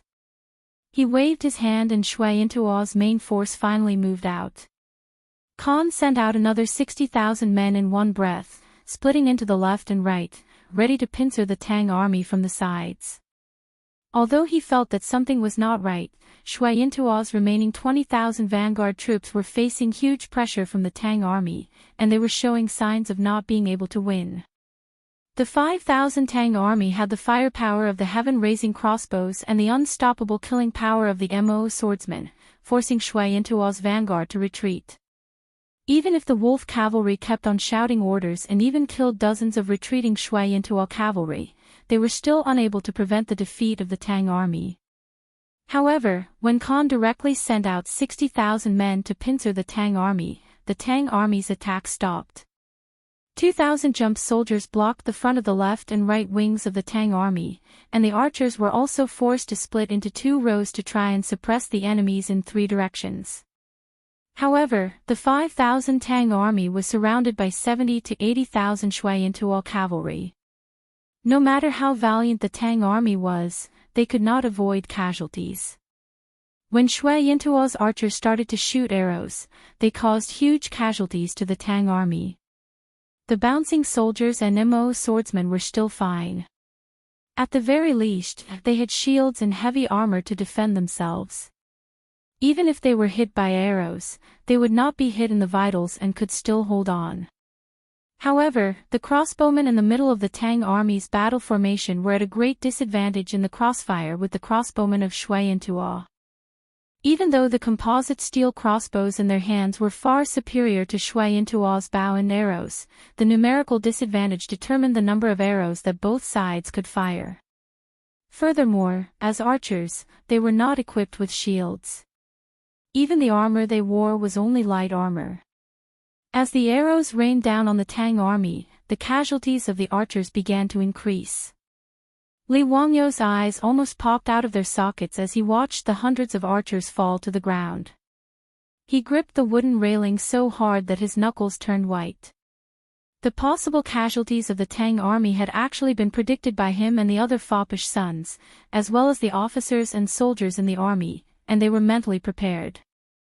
However, when the scene really appeared in front of his eyes, Li Wangyu still could not accept it.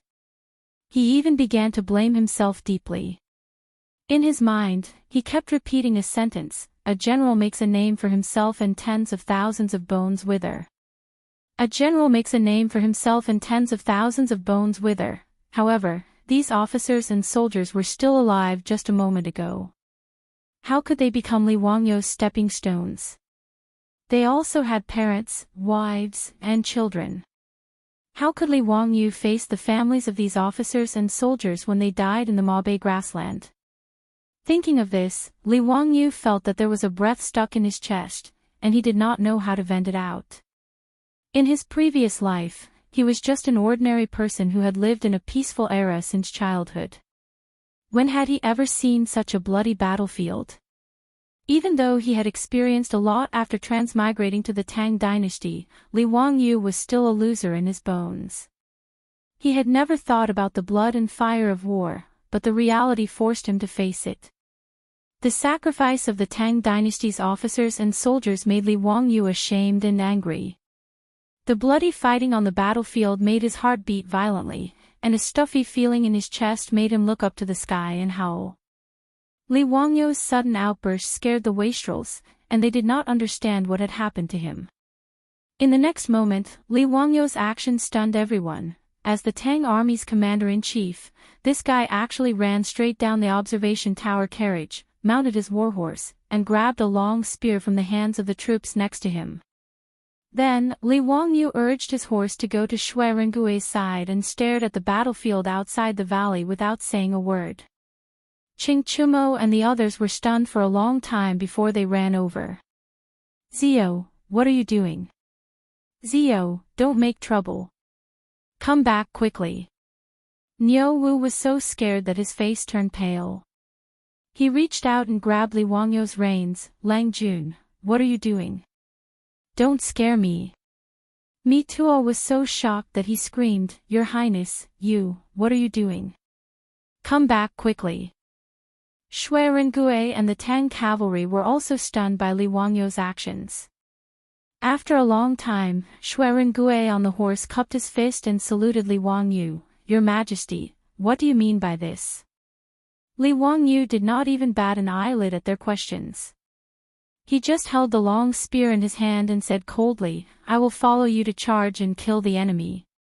When Mi Tuo heard his words, he almost fainted from fright. Everyone in the world knew that the king of Qin had no strength to truss a chicken. In terms of intelligence, no one could compare to the king of Qin. But in terms of battle formation and martial arts, this guy was simply trash. If he followed the Ma army to charge, Pai Lupi would skin everyone alive if something happened to him. Swords and spears had no eyes on the battlefield. No matter who went to the battlefield, his head was hanging on his belt and could be lost at any time. As long as Mi Tuo was not crazy, he would not dare to let Li Wangyu, the king of Qin of the Tang dynasty, go to the battlefield. At this time, Mi Tuo did not care about seniority. He jumped in front of Li Wangyu's horse and reached out with Niu Wu to hold the reins of Li Wangyu's horse. He did not dare to let go no matter what. "Your Highness, old slave begs you, please don't. His Majesty has already ordered old slave to ensure your Highness's safety and not to take risks. Your Highness, for the sake of old slave's old bones, please don't make it difficult for old slave."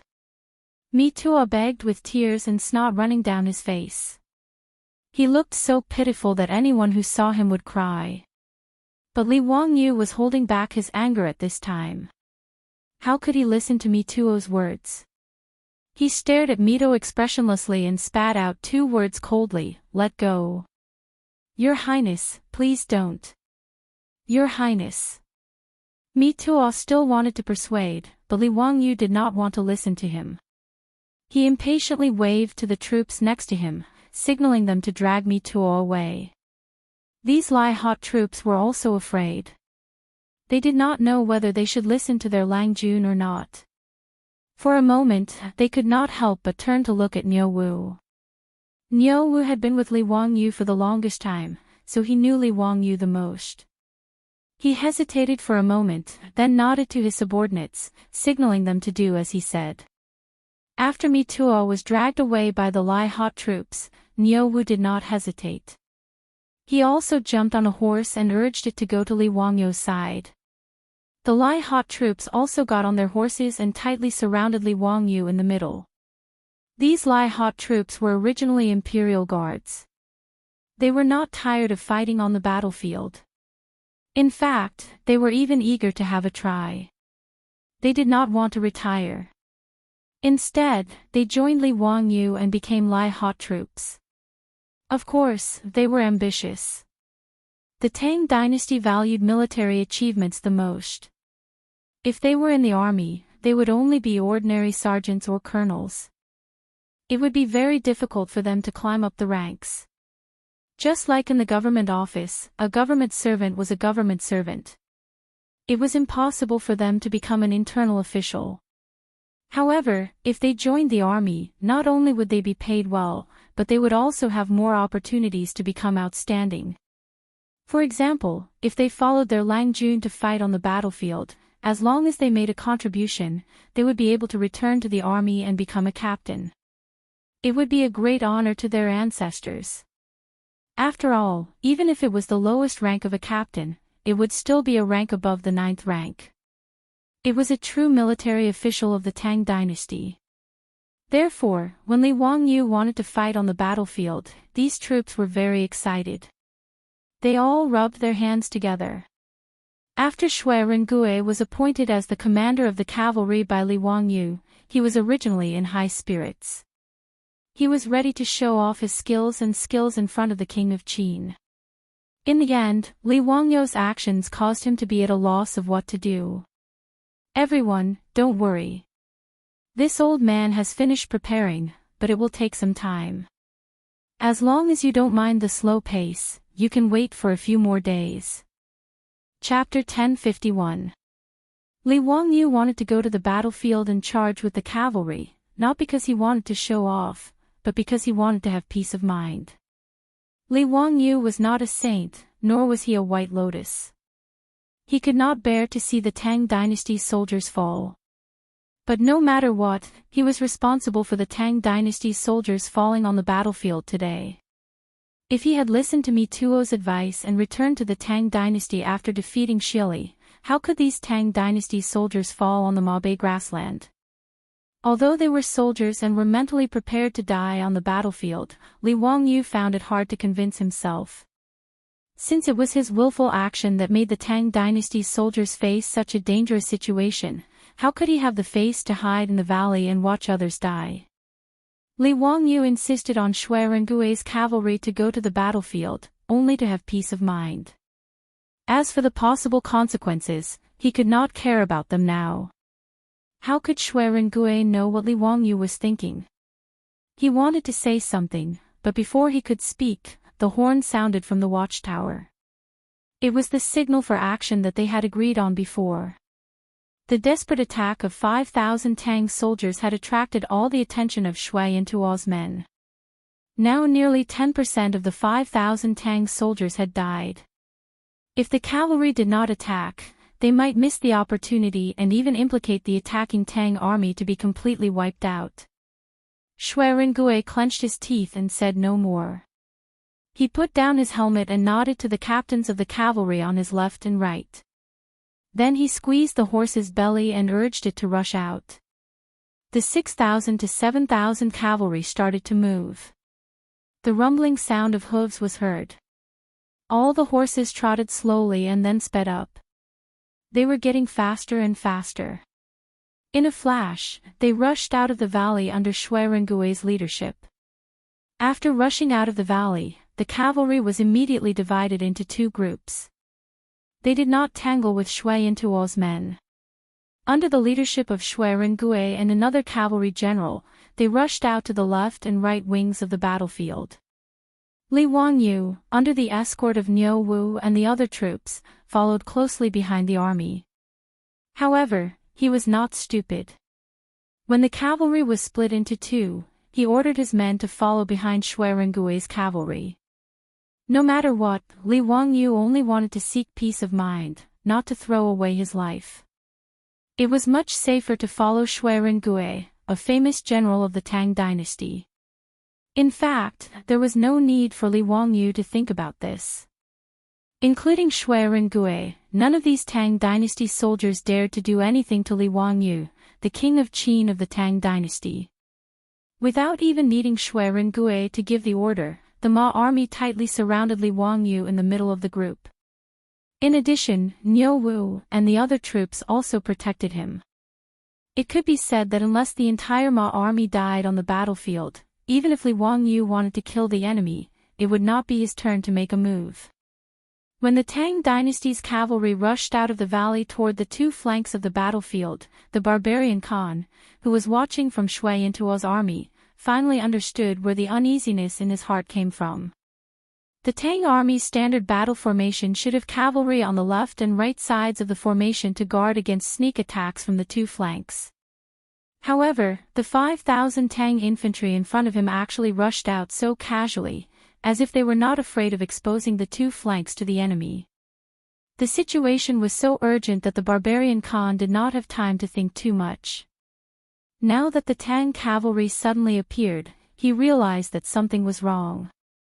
What made his heart beat even faster was that the number of the Tang dynasty's cavalry was not the previous 2,000, but 6,000 to 7,000. Where did these extra troops come from?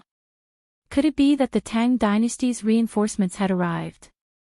When the barbarian Khan thought that the Tang army would go all out to attack Imo Bay, he almost subconsciously wanted to order the army to retreat immediately.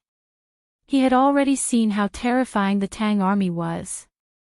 Just the 5,000 Tang soldiers on the battlefield had killed nearly 20,000 Shuai soldiers. The terrifying crossbow bolts and the unstoppable Imo sabers. If it were not for the wolf cavalry desperately suppressing them, Shuai army would not have been able to hold on and would have been defeated. Although the current situation of the battlefield was already leaning towards Shuai side, if nothing unexpected happened, it was only a matter of time before they killed the 5,000 Tang soldiers. Even so, the barbarian Khan estimated that Shuai would have to pay a painful price of 40 to 50,000 men. Under such circumstances, if the Tang army still had reinforcements, then what was the point of fighting? Even if he played all the cards in his hand, it would not be enough to fill the gaps between the teeth of the Tang army. All of a sudden, the faces of the barbarian Khan and Xieli became really ugly. The appearance of the Tang cavalry also caused a commotion on the battlefield. Although Shuai men were attacking the Tang army, they were still being attacked by the fierce crossbow bolts and Imo sabers. Without the wolf cavalry suppressing them, the troops on the left and right were in chaos after nearly 1,000 of them were killed by the Tang army's crossbows. Even if their numbers were several times that of the Tang army, they were still afraid and did not dare to go all out. It was also because of this that the Tang army had a chance to breathe. Otherwise, if the two wings with a total of 60,000 charged up, even if the Tang army had 3 heads and 6 arms, they would not be able to stop them. After the Tang cavalry charged out, the Shuai people who were attacking the Tang army from the sides panicked. They were worried that they would be attacked by the Tang cavalry and had no way to advance or retreat. However, the Tang cavalry did not care about the Shuai people. Instead, they charged at the two wings, drawing out 2 huge arcs on the battlefield as they charged at the back of Shuai forces. Only now did the barbarian Khan and Xieli react and understand the true intention of the Tang army. Xieli could not help but cry out in fear, "Father, not good, they want to attack the back of the army. Quickly order reinforcements." The barbarian Khan was even more clear about what it meant if the back of the army was attacked. Without needing Xieli to say anything, he had already roared at the captains beside him. The Tang cavalry attacking the back of Shuai forces caused the situation on the front of the battlefield to become chaotic. The captains and Kiliarchs didn't know whether they should continue the attack or retreat to reinforce the rear. At this moment, other than the 30,000 men guarding the horses, Shuai back of the army was quite empty. However, Shuai extremely stupid dismounted cavalry formation, even if they wanted to return to the back of the army, how could they outrun the 4-legged horses? Following the barbarian Khan's roar, without waiting for Shuai main army to retreat to defend, Shuai and the other cavalry broke into the back of Shuai army from left and right. Shuai took the lead, holding a halberd and 2 bows at his waist. Like a god descending from the heavens, he charged into the enemy camp with an unstoppable force. The thousands of cavalry behind him followed closely behind, charging in with the momentum of a thunderbolt. Although there were 30,000 men guarding the horses in the back of Shuai army, these people did not form a battle formation. Instead, they were scattered around taking care of the horses. This gave Shuai and the others more space to display their abilities. When the Tang army broke into the back of Shuai army, it was a complete mess. Countless horses of Shuai army were frightened and fled in all directions. Shui Rengui naturally did not chase after the fleeing horses. These horses could be slowly collected after cleaning up the battlefield after the war. However, it was impossible for Shui Yintuo's army to rely on these horses to fight or escape in a short period of time. In this way, Li Wangyou's purpose of ordering the Tang army to attack Shui Yintuo's army was achieved. Li Wangyou charged with the army, the frustration in his heart was long gone. This feeling of riding the horse and attacking the enemy had already made his scalp numb, and he almost roared out in excitement. He waved the halberd in his hand, wishing that he could immediately kill a few enemies with his own hands. However, it was obvious that Li Wangyou was disappointed. After charging with Shui Rengui for a while, Shui Yintuo's army almost collapsed. The Tang army killed all the way, and blood flowed like a river.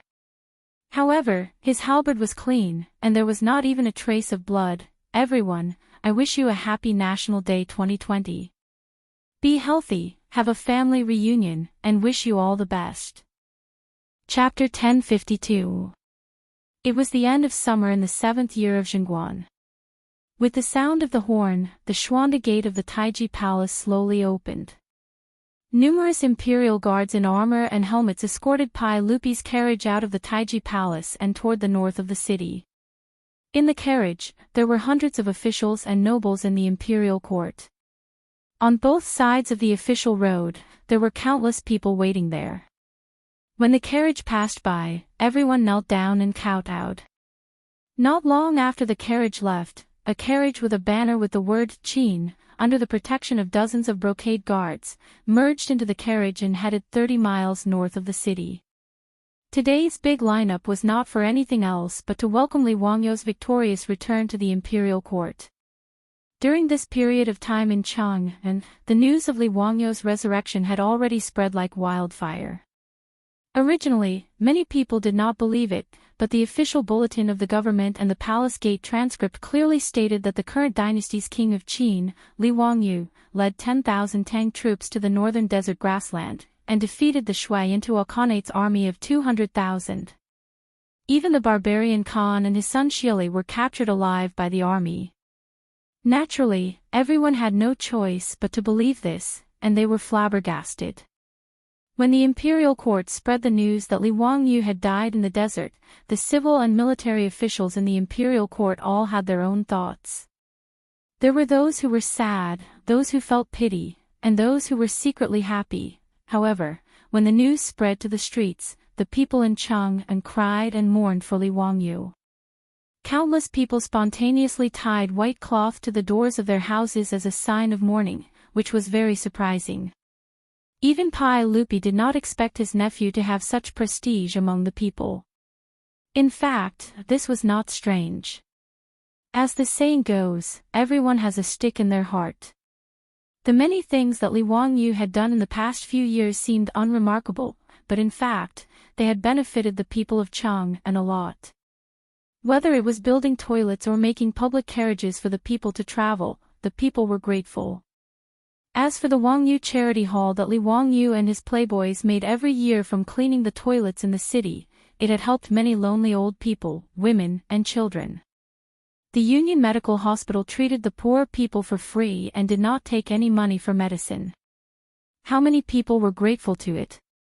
Not to mention that Li Wangyou and his wife risked their lives in Yanling County of Shuzhou to put out the big head plague that made people pale at the mention of it. The imperial court officials might not remember these things, but the people of Chang'an engraved them in their hearts. At that time, not only were the people mourning, the scholars were also mourning. After all, Li Wangyou was a shameless plagiarism. He Taoist Academy of the Tang Dynasty Royal Academy and publicly taught Taoist ancestors unique skill. It could be said that in the literary world of the Tang dynasty, Li Wangyou had long been the idol of countless scholars. The news of Li Wangyou's death also made the scholars of the Tang dynasty write essays and poems to mourn. In the end, no one expected that more than a year later, there would be news from the desert that Li Wangyou was not dead. What was more unexpected was that this guy was not only alive, but also led the army to the Mabe grassland. In a short time, he destroyed the newly rising Xianchuo Khanate with only a little more than 10,000 soldiers. All kinds of news came one after another, but it dazzled the people and made them even more speechless. The imperial court was in a mess because of this. Li Wangyu led the army to attack the Xianchuo Khanate without the emperor's order, which naturally made the aristocratic families feel that they had something on him. For a time, the officials from the aristocratic families wrote letters to impeach Li Wangyu for indiscriminately using the army, plotting against the law, and destroying the harmonious relationship with the Xianchuo Khanate. A series of impeachment memorials gave Pai Lupi a headache. It was difficult for Pai Lupi to suppress this matter even if he wanted to. After all, Li Wangyu attacked the Xianchuo Khanate without authorization, which was an indisputable fact. Pai Lupi was worried about the safety of his nephew, but he could not ignore the overall situation. He could only appease the officials and promise that Li Wangyu would be severely punished when he returned to the imperial court. Only then did he temporarily suppress the storm in the imperial court. However, no one had expected that Li Wangyu would be able to defeat the barbarian Khan with only 10,000 men. The battle outside the valley had already ended the moment Shui Rengue led the cavalry to break into the Xianchuo Khanate's army. The barbarian Khan who had his escape route cut off finally realized his stupidity. But it was too late for regrets. No matter how the wolf cavalry suppressed, they could not stop the Xianchuo Khanate's army from collapsing. In the battle outside the valley, 50,000 of Xianchuo's 200,000 soldiers were beheaded, 30,000 were captured, and the rest fled. Li Wangyu also adhered to the spirit of beating a drowning dog, and immediately led his army in a counterattack, chasing them all the way. In the end, only 50,000 to 60,000 of Xianchuo's 200,000 soldiers managed to escape back to the Overseer Mountain. But Li Wangyu did not let them go and sent Shui Rengue to break into the Overseer Mountain and capture the barbarian Khan and Shieliku alive. As for the nobles of the Xianchuo Khanate, none of them escaped and were all captured. Tang Songling, who was imprisoned in the Overseer Mountain by the barbarian Khan, only realized that the Xianchuo Khanate was destroyed just like that when the Tang army broke into the Overseer Mountain and rescued him. Not to mention how happy Tang Songling was and how he crazily flattered Li Wangyu. When the news reached Chang'an, it scared Pai Lupi and the officials. After confirming that the news was accurate, Pai Lupi could not care less about his dignity as an emperor and laughed in front of the officials.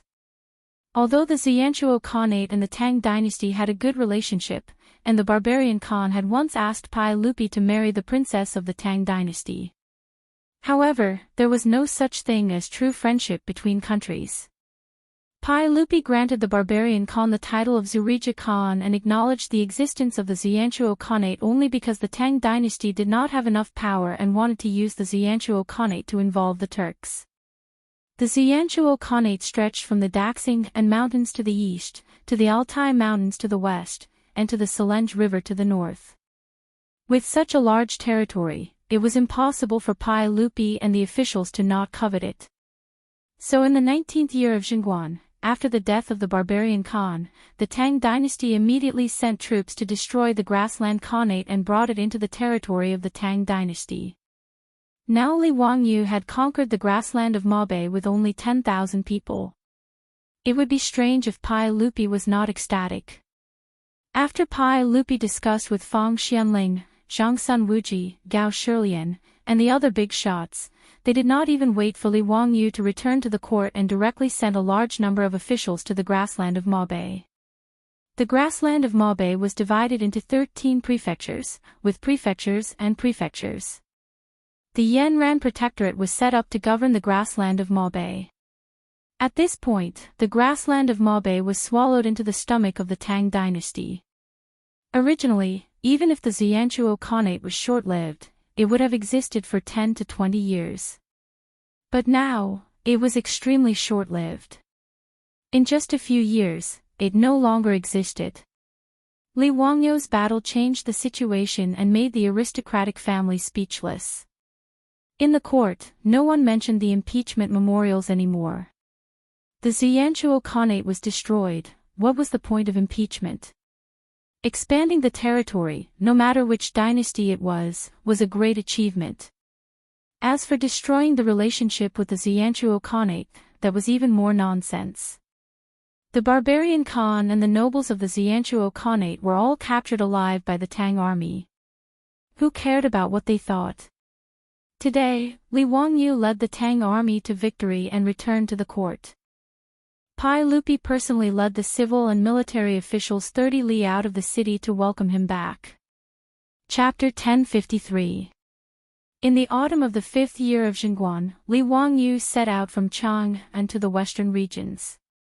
Who knew that after going around in circles, when he returned to Chang'an, it was already the summer of the 7th year of Chang'an. Nearly 2 years later, when Li Wangyu led the army back to the Tang dynasty and was about to reach Chang'an, he could not help but feel a sense of homesickness and unconsciously became anxious and nervous. Especially when he thought of Su Changqing and his son and daughter, Li Wangyu's heart could not help but beat faster. If it were not for a messenger reporting that Pai Lupi would personally lead the civil and military officials to welcome the army's triumphant return 30 li outside the city, he would even have the impulse to abandon the army and lead Niu Wu and the others back to Dingzhou village. Glory and congratulations could not compare to his desire to go home. Including Qing Chumo and the other playboys, Shui Rengui and the Tang soldiers all became excited when they heard that His Majesty would personally go 30 li outside the city to welcome the army's triumphant return. Their armor was polished again and again, their swords were polished until they were shiny, and their robes were so neat that not even a wrinkle could be seen. Only Li Wangyu secretly cursed in his heart, thinking that Pai Lupi's actions were superfluous, delaying his time to go home to see his wife and children. Li Wangyu secretly swore that from now on, he would not care about the affairs of the imperial court even if he was beaten to death. Pai Lupi could do whatever he wanted. Whether it was conquering Liaodong in the east or Tufan in the west, he would not accompany or participate in it. The greatest enjoyment was having a wife and children on a warm bed. All that talk about making a name for yourself and leaving your name in the annals of history was nonsense. The unambitious Li Wangyu suppressed his eagerness to go home and finally saw Pai Lupi's imperial carriage that had been waiting 30 li outside of Chang'an. Although he was secretly cursing Pai Lupi for delaying his time, Li Wangyu followed the rules and obediently rolled off the horse and bowed to Pai Lupi. Pai Lupi laughed and helped Li Wangyu up. He carefully sized him up and nodded in satisfaction. "Zio, I haven't seen you for 2 years. You've become darker and thinner. I'm very happy that you can return safely. You don't blame me for almost killing you, right?" Li Wangyu quickly bowed. "Your Majesty is too polite. This is my duty. How can I blame your Majesty? It's good that you don't blame me. We didn't expect that when we sent you to the western regions, you would conquer the Maobei dynasty." Li Wangyu was a little embarrassed. It was an accident. I didn't expect this either. This was also an accident. Originally, Li Wangyu only wanted to help Audi and the Hurut tribe vent their anger. He didn't expect that after a while, he actually destroyed the Xianchuo Khanate. Pai Lupi had already understood what happened in the grasslands of the north through Mituo's report. He didn't ask any more. After the two of them exchanged a few words, Fang Xianling, Zhang Sun Wuji, Gao Shilian, Yuqi Jingda, and the other big shots came forward one after another, congratulating and exchanging pleasantries. Li Wangyu didn't have the mood to talk nonsense with Pai Lupi and these big shots.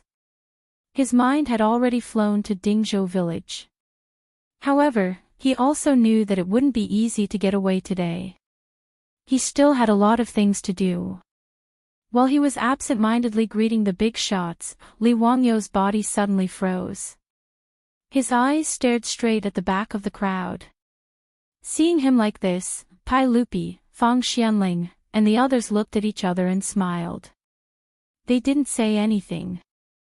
They just stepped aside and made a path for the people behind them. At the back of the crowd, Su Changqing, who was dressed splendidly with tears in her eyes and a smile on her face, slowly walked forward. "Wangyu, Before Su Changqing could finish his sentence, Li Wangyu couldn't care less about shocking the world. He directly reached out and hugged her tightly in his arms. Changqing. I'm back. I'm back. Su Changqing, who was holding back her tears, couldn't hold back anymore. She also hugged Li Wangyu tightly and cried, Wangyu, you bastard. You left for 2 years without any news. I thought you. Yes, it's all my fault. I won't leave you in the future. Li Wangyu's nose was also sore. If it weren't for the fact that he was in front of Pai Lupi and the others, and that he still had some scruples about his image, he was afraid that he would have cried out by now. Originally, when he watched those romantic TV dramas in his previous life, he always felt that it was too pretentious for the male and female protagonists to cry when they met. But the moment he saw Su Changqing, he realized that some things just couldn't be helped. The two of them hugged each other as if there was no one else around, which made Pai Lupi and the others feel a little embarrassed. Although the people of the Tang dynasty were open-minded, it was still a little embarrassing for a couple to hug like this in public, even if it was a couple. Pai Lupi couldn't help but cough, which woke Su Changqing up. After all, she was a woman. Being surrounded by so many people like this, she was a little shy. She quickly pushed Li Wangyu gently. Li Wangyu didn't mind. In any case, he was thick-skinned. Hearing Pai Lupi's cough, he even glared at him in dissatisfaction. I'm hugging my wife. What the hell are you coughing for? The two of them calmed down.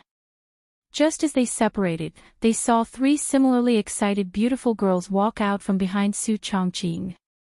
With tears in their eyes, they respectfully bowed to Li Wangyu. This concubine greets Lord Husband. Lord Husband went on an expedition to the northern desert, plowing the courtyard and sweeping the acupoints. It must have been hard on you. Their words caused Li Wangyu to stare blankly. Bridge bean sack. What did they call him? Lord Husband. Oh my God. Li Wangyu naturally recognized these 3 beautiful girls. They were his personal maidservant Perrin, the European girl Aphrodite, and Pai Lupi's eldest daughter, Princess Chang'an Lizzie. It was very normal for Aphrodite to call him Lord Husband. Li Wangyu had already taken Aphrodite into his room. Although he hadn't had the time to give her a status, the relationship between the two was worthy of such a title. Perrin was no longer the 12 or 13-year-old loli that he had first transmigrated to the Tang dynasty. Now that 5 years had passed, the little loli had grown into a beautiful young lady in the prime of her life. Su Changqing had already agreed to let Li Wangyu take Perrin into his room as a concubine. Therefore, Li Wangyu didn't find it strange that Perrin called him Lord Husband. But Chang'an called him Lord Husband. What kind of situation was this? Although Li Wangyu had been forced to agree to Pai Lupi's unequal treaty in the Taiji Palace in order to marry Su Changqing, that was actually just a delaying tactic. Li Wangyu didn't believe that Chang'an would be willing to marry him. Even if Pai Lupi and Empress Zhangsun were willing, it was still impossible. People with the same surname would not marry. Moreover, he had taken Chang'an as his disciple, and the two were relatives. Moreover, he had already officially married her.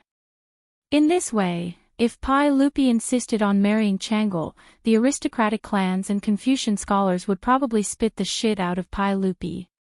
Even Wei Zheng, the goat-nosed duke who was loyal and devoted to Pai Lupi, would cause a ruckus in the Taiji Palace and teach Pai Lupi the meaning of moral principles and ethics. As a result, although Li Wangyu had promised Pai Lupi, he had never considered this matter. In any case, if Pai Lupi couldn't handle the aristocratic clans, they couldn't blame him. How could Li Wangyu have known that because he had gone missing in the desert for over a year and was misunderstood by the court as having died, Chang'an's marriage to him had actually been accomplished without any hiccups?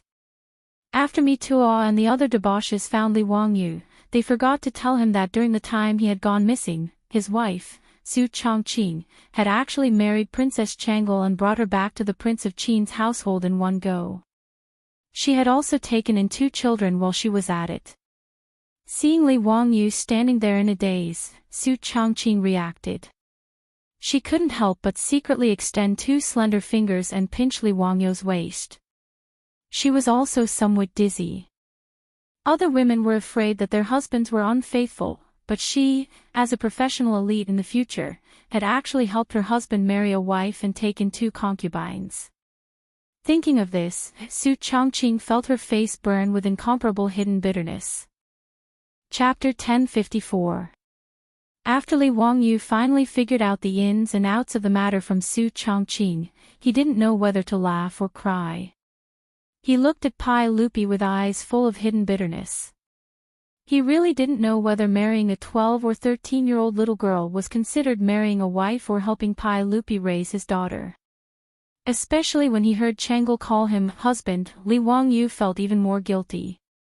Even he himself felt flustered and embarrassed. But what was done could not be undone. It was too late to say anything. He couldn't drive Chang'an back to Taiji Palace, could he? If he did that, wouldn't Pai Lupi fight him to the death?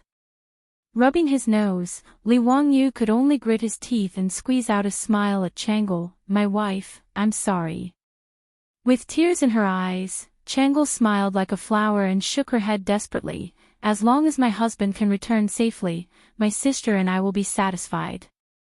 Li Wangyu really didn't know how to respond to this. In front of Pai Lupi, he could only laugh dryly. He habitually reached out to touch Chang'an's head, but felt that it was inappropriate, so he could only withdraw his hand awkwardly. As for Aphrodite and Perrin, seeing their Lang Jun like this, they snickered. Li Wangyu was so angry that he glared at them fiercely. Pai Lupi didn't notice Li Wangyu's expression, nor did he feel that there was anything wrong with his daughter marrying Li Wangyu at such a young age. After all, this guy had married Empress Zhongsun at such a young age. Of course, Pai Lupi actually only allowed the officials to set fires, but not the common people. Because as early as the first year of Chang'an, Pai Lupi issued an imperial edict to set the marriage age of men and women in the Tang dynasty, 20 years old for men and 15 years old for women. It wasn't until the Kaiyuan era that Emperor Xuanzong of Tang changed the marriage age of the Tang dynasty to 15 years old for men and 13 years old for women in order to increase the population. Now Li Wangyu was old enough, but Chang'an was still a few years away from 15. Of course, no one would ask Pai Lupi for this reason. Li Wangyu's resurrection caused all the officials in the imperial court to have a lot of complaints. Just his title as the Duke of Qin was enough to give the other officials a headache. As for the matter of Li Wangyu marrying 2 princesses by accident, no one, including Wei Jing, bothered to get involved. In any case, Chang'an had already married into the Duke of Qin's manor. Even if they were sick of her, they couldn't say anything. Li Wangyu also had a headache about this, but he was too lazy to think too much about it. If he married her, then so be it. He could just treat it as a nurturing game. After a few years, Chang'an would eventually grow up. Thinking of this, Li Wangyu, the outwardly passionate man, couldn't help but steal a glance at Chang'an. He was a little excited. Pai Lupi led the officials out of the city to welcome the army's triumphant return. The ceremony was very complicated. In addition to the inspection of the army, the offering of prisoners, and many other matters, it took a full 2 to 4 hours before the army and Pai Lupi's imperial carriage set off again, heading towards Chang'an city. Pai Lupi didn't make things difficult for the barbarian Khan and Shili Khan, as well as Shui Intua's nobles. After a round of reprimanding, the barbarian Khan and the others were even brought to the imperial ancestral temple for Pai Lupi to boast about their achievements to their ancestors. Then, like Shili Khan, they would be conferred an official position by Pai Lupi and be raised in Chang'an city. Li Wangyu didn't need to worry about these matters. In fact, Li Wangyu now wanted to bring his wives back to Dingzhou village. He didn't even want to enter Chang'an city. However, the army had triumphed and returned. How could Pai Lupi let him go so easily? In the Taiji Palace, the imperial banquet had already been prepared. Pai Lupi wanted to hold a big banquet for the officials to celebrate. Li Wangyu couldn't refuse. He could only helplessly let Pai Lupi do as he pleased. With all kinds of banquets, eating and drinking, as well as all kinds of complicated ceremonies, Li Wangyu stayed in Chang'an city for a full 3 days before he could finally leave. During this period, just dealing with his friends and family, as well as his disciples, made Li Wangyu so tired that he almost collapsed. He felt that it was more tiring than riding a horse and fighting in the grassland. Although Li Wangyu had made a great contribution on his return from the western region's desert north, Pai Lupi didn't give him any more rewards. He only rewarded him with some gold, silver and jewels. It wasn't that Pai Lupi was stingy. It was that when he conferred Li Wangyu the title of King of Qin and married Chang'an to him, he had already rewarded him to the extreme. Even if Pai Lupi wanted to reward him, he couldn't. Above the title of prince, there was only the throne in the Taiji Palace. Could Pai Lupi give his throne to Li Wangyu? On the other hand, Chingchumo and his group of foppish sons got a lot of benefits. Pai Lupi was not stingy with titles. Almost all the foppish sons were conferred titles, which made them very happy. They held a big banquet to show off. Li Wangyu didn't pay attention to the foppish sons' invitations. After he finished delegating the affairs in the imperial court and returned the military power to Pai Lupi, he couldn't wait to lead Niu Wu and others out of Chang'an city and rush back to Dingzhou village. Li Wangyu couldn't help but be anxious. After returning to Chang'an, he only saw his wife once. He didn't even have time to be intimate with her. What's more, he hadn't even met his twins yet. When Su Changqing and Chang'an went to meet Li Wangyu, they didn't take the children with them because they were too young. They were afraid that they would get sick. This made Li Wangyu even more restless in Chang'an city and couldn't wait to fly to Dingzhou village immediately. He made up his mind that if there wasn't a comet hitting the earth, he wouldn't go to Chang'an city. He would hide in Prince Qin's mansion in Dingzhou village and live his life behind closed doors. He would hide in the small building and live his life there. He didn't care about winter, summer, or spring. His wife, children, and warm bed were the life he wanted to live. Li Wangyu galloped all the way to Dingzhou village. Li Wangyu could already see from afar that there were many people waiting at the village entrance to welcome him. The old village chief had not seen him for 2 years, but he looked older. The old housekeeper Li Heng was supported by his wife. Looking at his Lang Jun, he was so excited that tears flowed down his face. He couldn't speak clearly. The men and women of Dingzhou village, old and young, all came out to welcome him.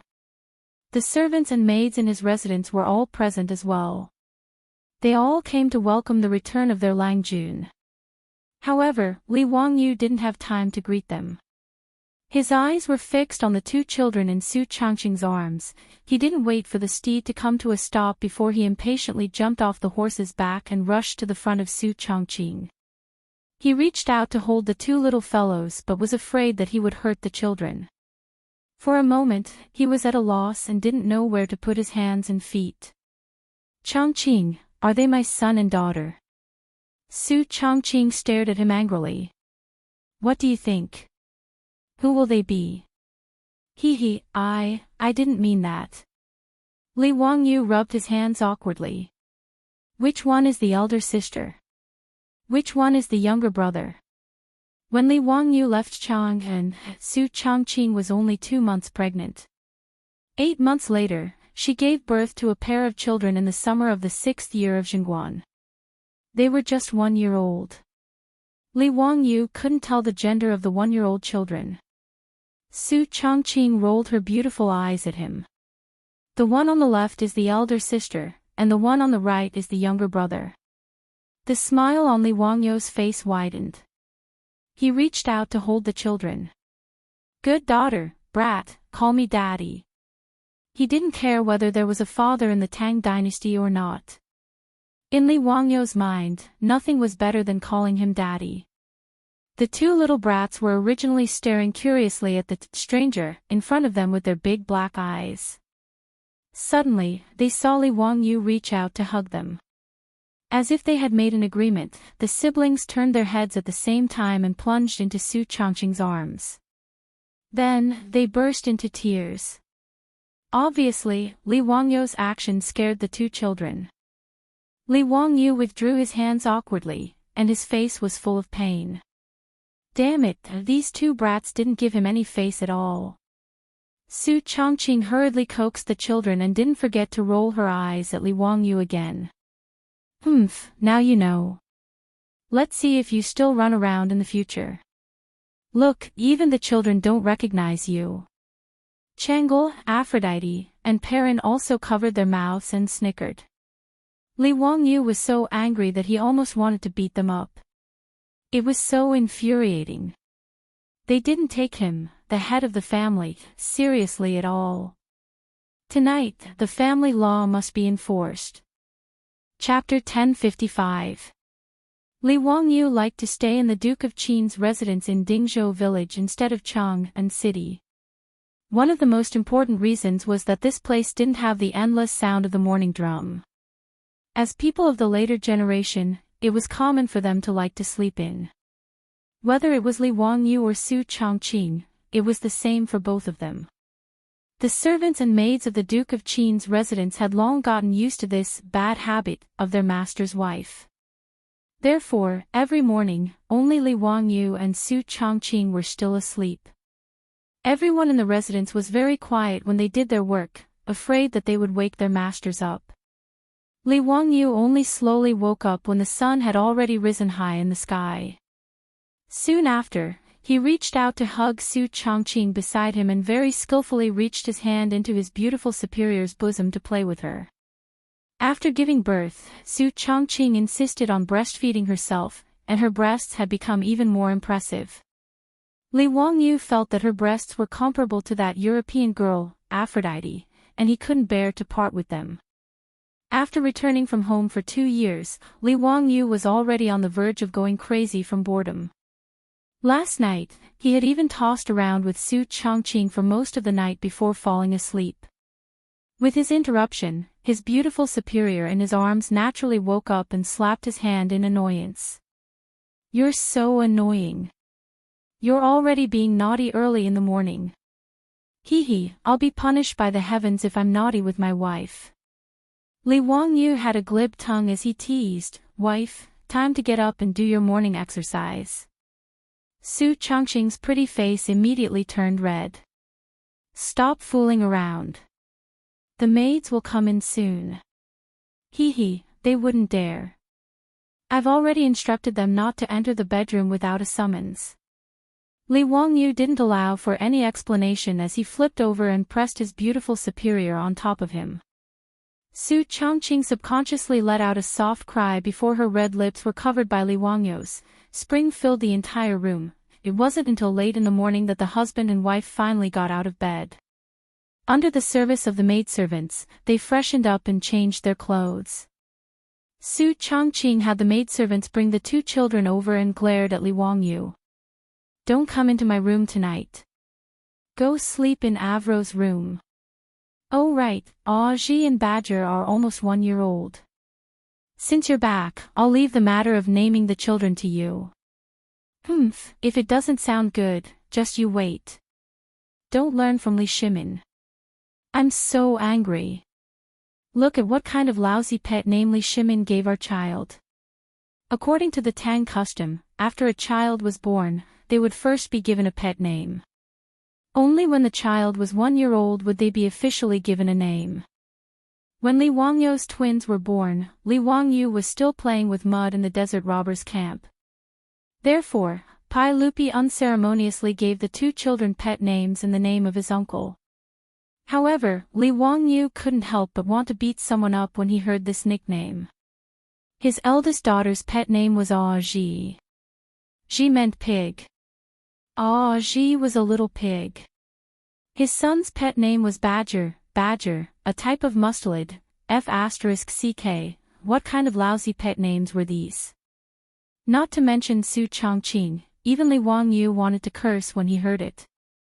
However, when he thought about the pet names Pai Lupi had given his children, Li Wangyu felt relieved. Li Tai's pet name was Qing Kai, which was a type of bird. Li Ji's pet name was Ji Nu, which meant a little pheasant. Princess Jinyang, who would be born in the future, was Ah Ji, which meant a little rhinoceros. Li Wangyu deeply suspected that Pai Lupi was running a zoo.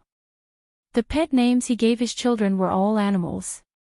However, since the names were given by Pai Lupi, although Su Changqing and Li Wangyu despised them, the officials and nobles were envious. In the residence, whether it was the old butler, Li Heng, or the servant girls, they all felt that it was a great honor. In this regard, Su Changqing could only pinch his nose and accept it. During this year, he had gotten used to calling them Ah Ji and Badger every day. However, the two in-laws did not dare to let Pai Lupi name the children's names. After Li Wangyu returned as a father, the responsibility of naming the children naturally fell on his head. Li Wangyu also had a headache when it came to naming. It was not a day or two that he was incompetent at naming. Otherwise, he would not have named the grandson of carpenter Lu in the village Lu Dehua. After Su Changqing gave him this arduous yet glorious task, this guy's brain was about to explode. His mind was filled with all kinds of famous people with the surname Li in history. Li Bai, Li Qingzhao, Li Shengyin, Li Bingbing. Li Ke, Ba. What the hell was Li Kuei? If he dared to say that he named his son Li Kuei, Su Changqing would probably immediately pick up a knife and fight him to death. Li Wangyu pulled his hair worriedly. Why was it so difficult to give a name? It was easier to give a name with a family tree. The surname and the seniority were all decided by the ancestors. In the end, he just had to think of a word. However, in the Tang dynasty, such a name was rare. Most of the names were single words. Naturally, it had nothing to do with the family tree. Li Wangyu really could not think of a name for the child, so he simply ordered people to bring him the Book of Songs, Chu Ci, the Analects of Confucius, and the Book of Changes. In the future, there was a saying on the internet, the Book of Songs for women, Chu Ci for men, Wen Luan Yu for men, Wu Zhouyi for men, which was the way to name a child. Since Li Wangyu could not think of a name by himself, he was ready to follow the picture and search for the answer by flipping through the books. He almost flipped through the 4 books and finally picked out 2 names that Su Changqing reluctantly nodded his head. The eldest daughter was named Li Zipei, which was taken from the Book of Songs, Qingqing Zipei, lingering in my thoughts. The second son was named Li Ji, which meant handsome horse. After sending the names of the 2 children to the Zongjing Temple for registration, Li Wangyu considered that he had completed the task and concentrated on playing with the 2 children. Since the 2 children were born, they had never seen him as a father. Naturally, they were not close to him. Every time Li Wangyu wanted to carry his children, all he got in return was his daughter and son crying loudly, making him look very miserable. Li Wangyu could only shamelessly walk around in front of his children, trying to get familiar with them as soon as possible. It had to be said that Li Wangyu was actually somewhat biased towards girls.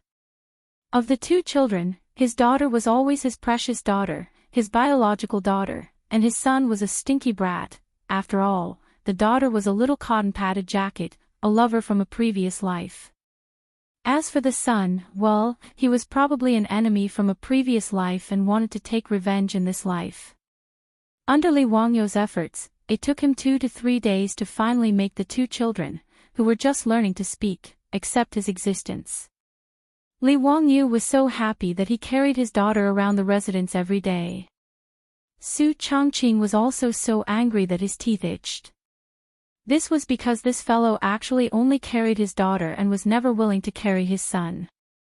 A daughter slave like Li Wangyu could not be more normal in later generations, but in the eyes of the Tang people, it was somewhat shocking. Even though Pai Lupi doted on his daughter, in terms of the status of the few legitimate children in his heart, Li Qingqian, Li Tai, and Li Ji were naturally more important.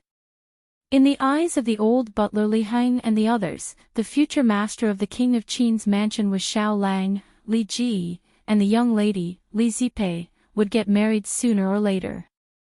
Naturally, it was impossible for her to become the master of the king of Qin's mansion. Li Wangyu did not care what others thought.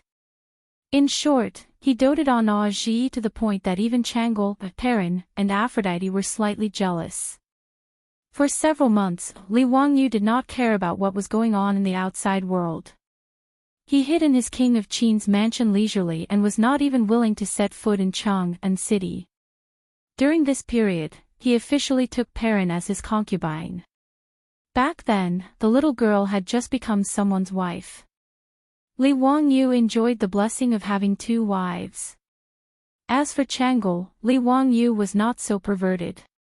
Naturally, he did not dare to provoke this little girl. Although Chang'an was nominally his princess consort, no matter what, he had to wait for at least a few years before Li Wangyu dared to do such a beastly thing. Otherwise, Su Chongqing would definitely fight him to the death. If the days continued like this, Li Wangyu would not be tired of it. But the trees wanted to be quiet, but the wind did not stop. Li Wangyu hid in Dingzhou village and did not see outsiders, but trouble came knocking on his door. And this time, the one who caused trouble was his eldest disciple, Ma Zhou.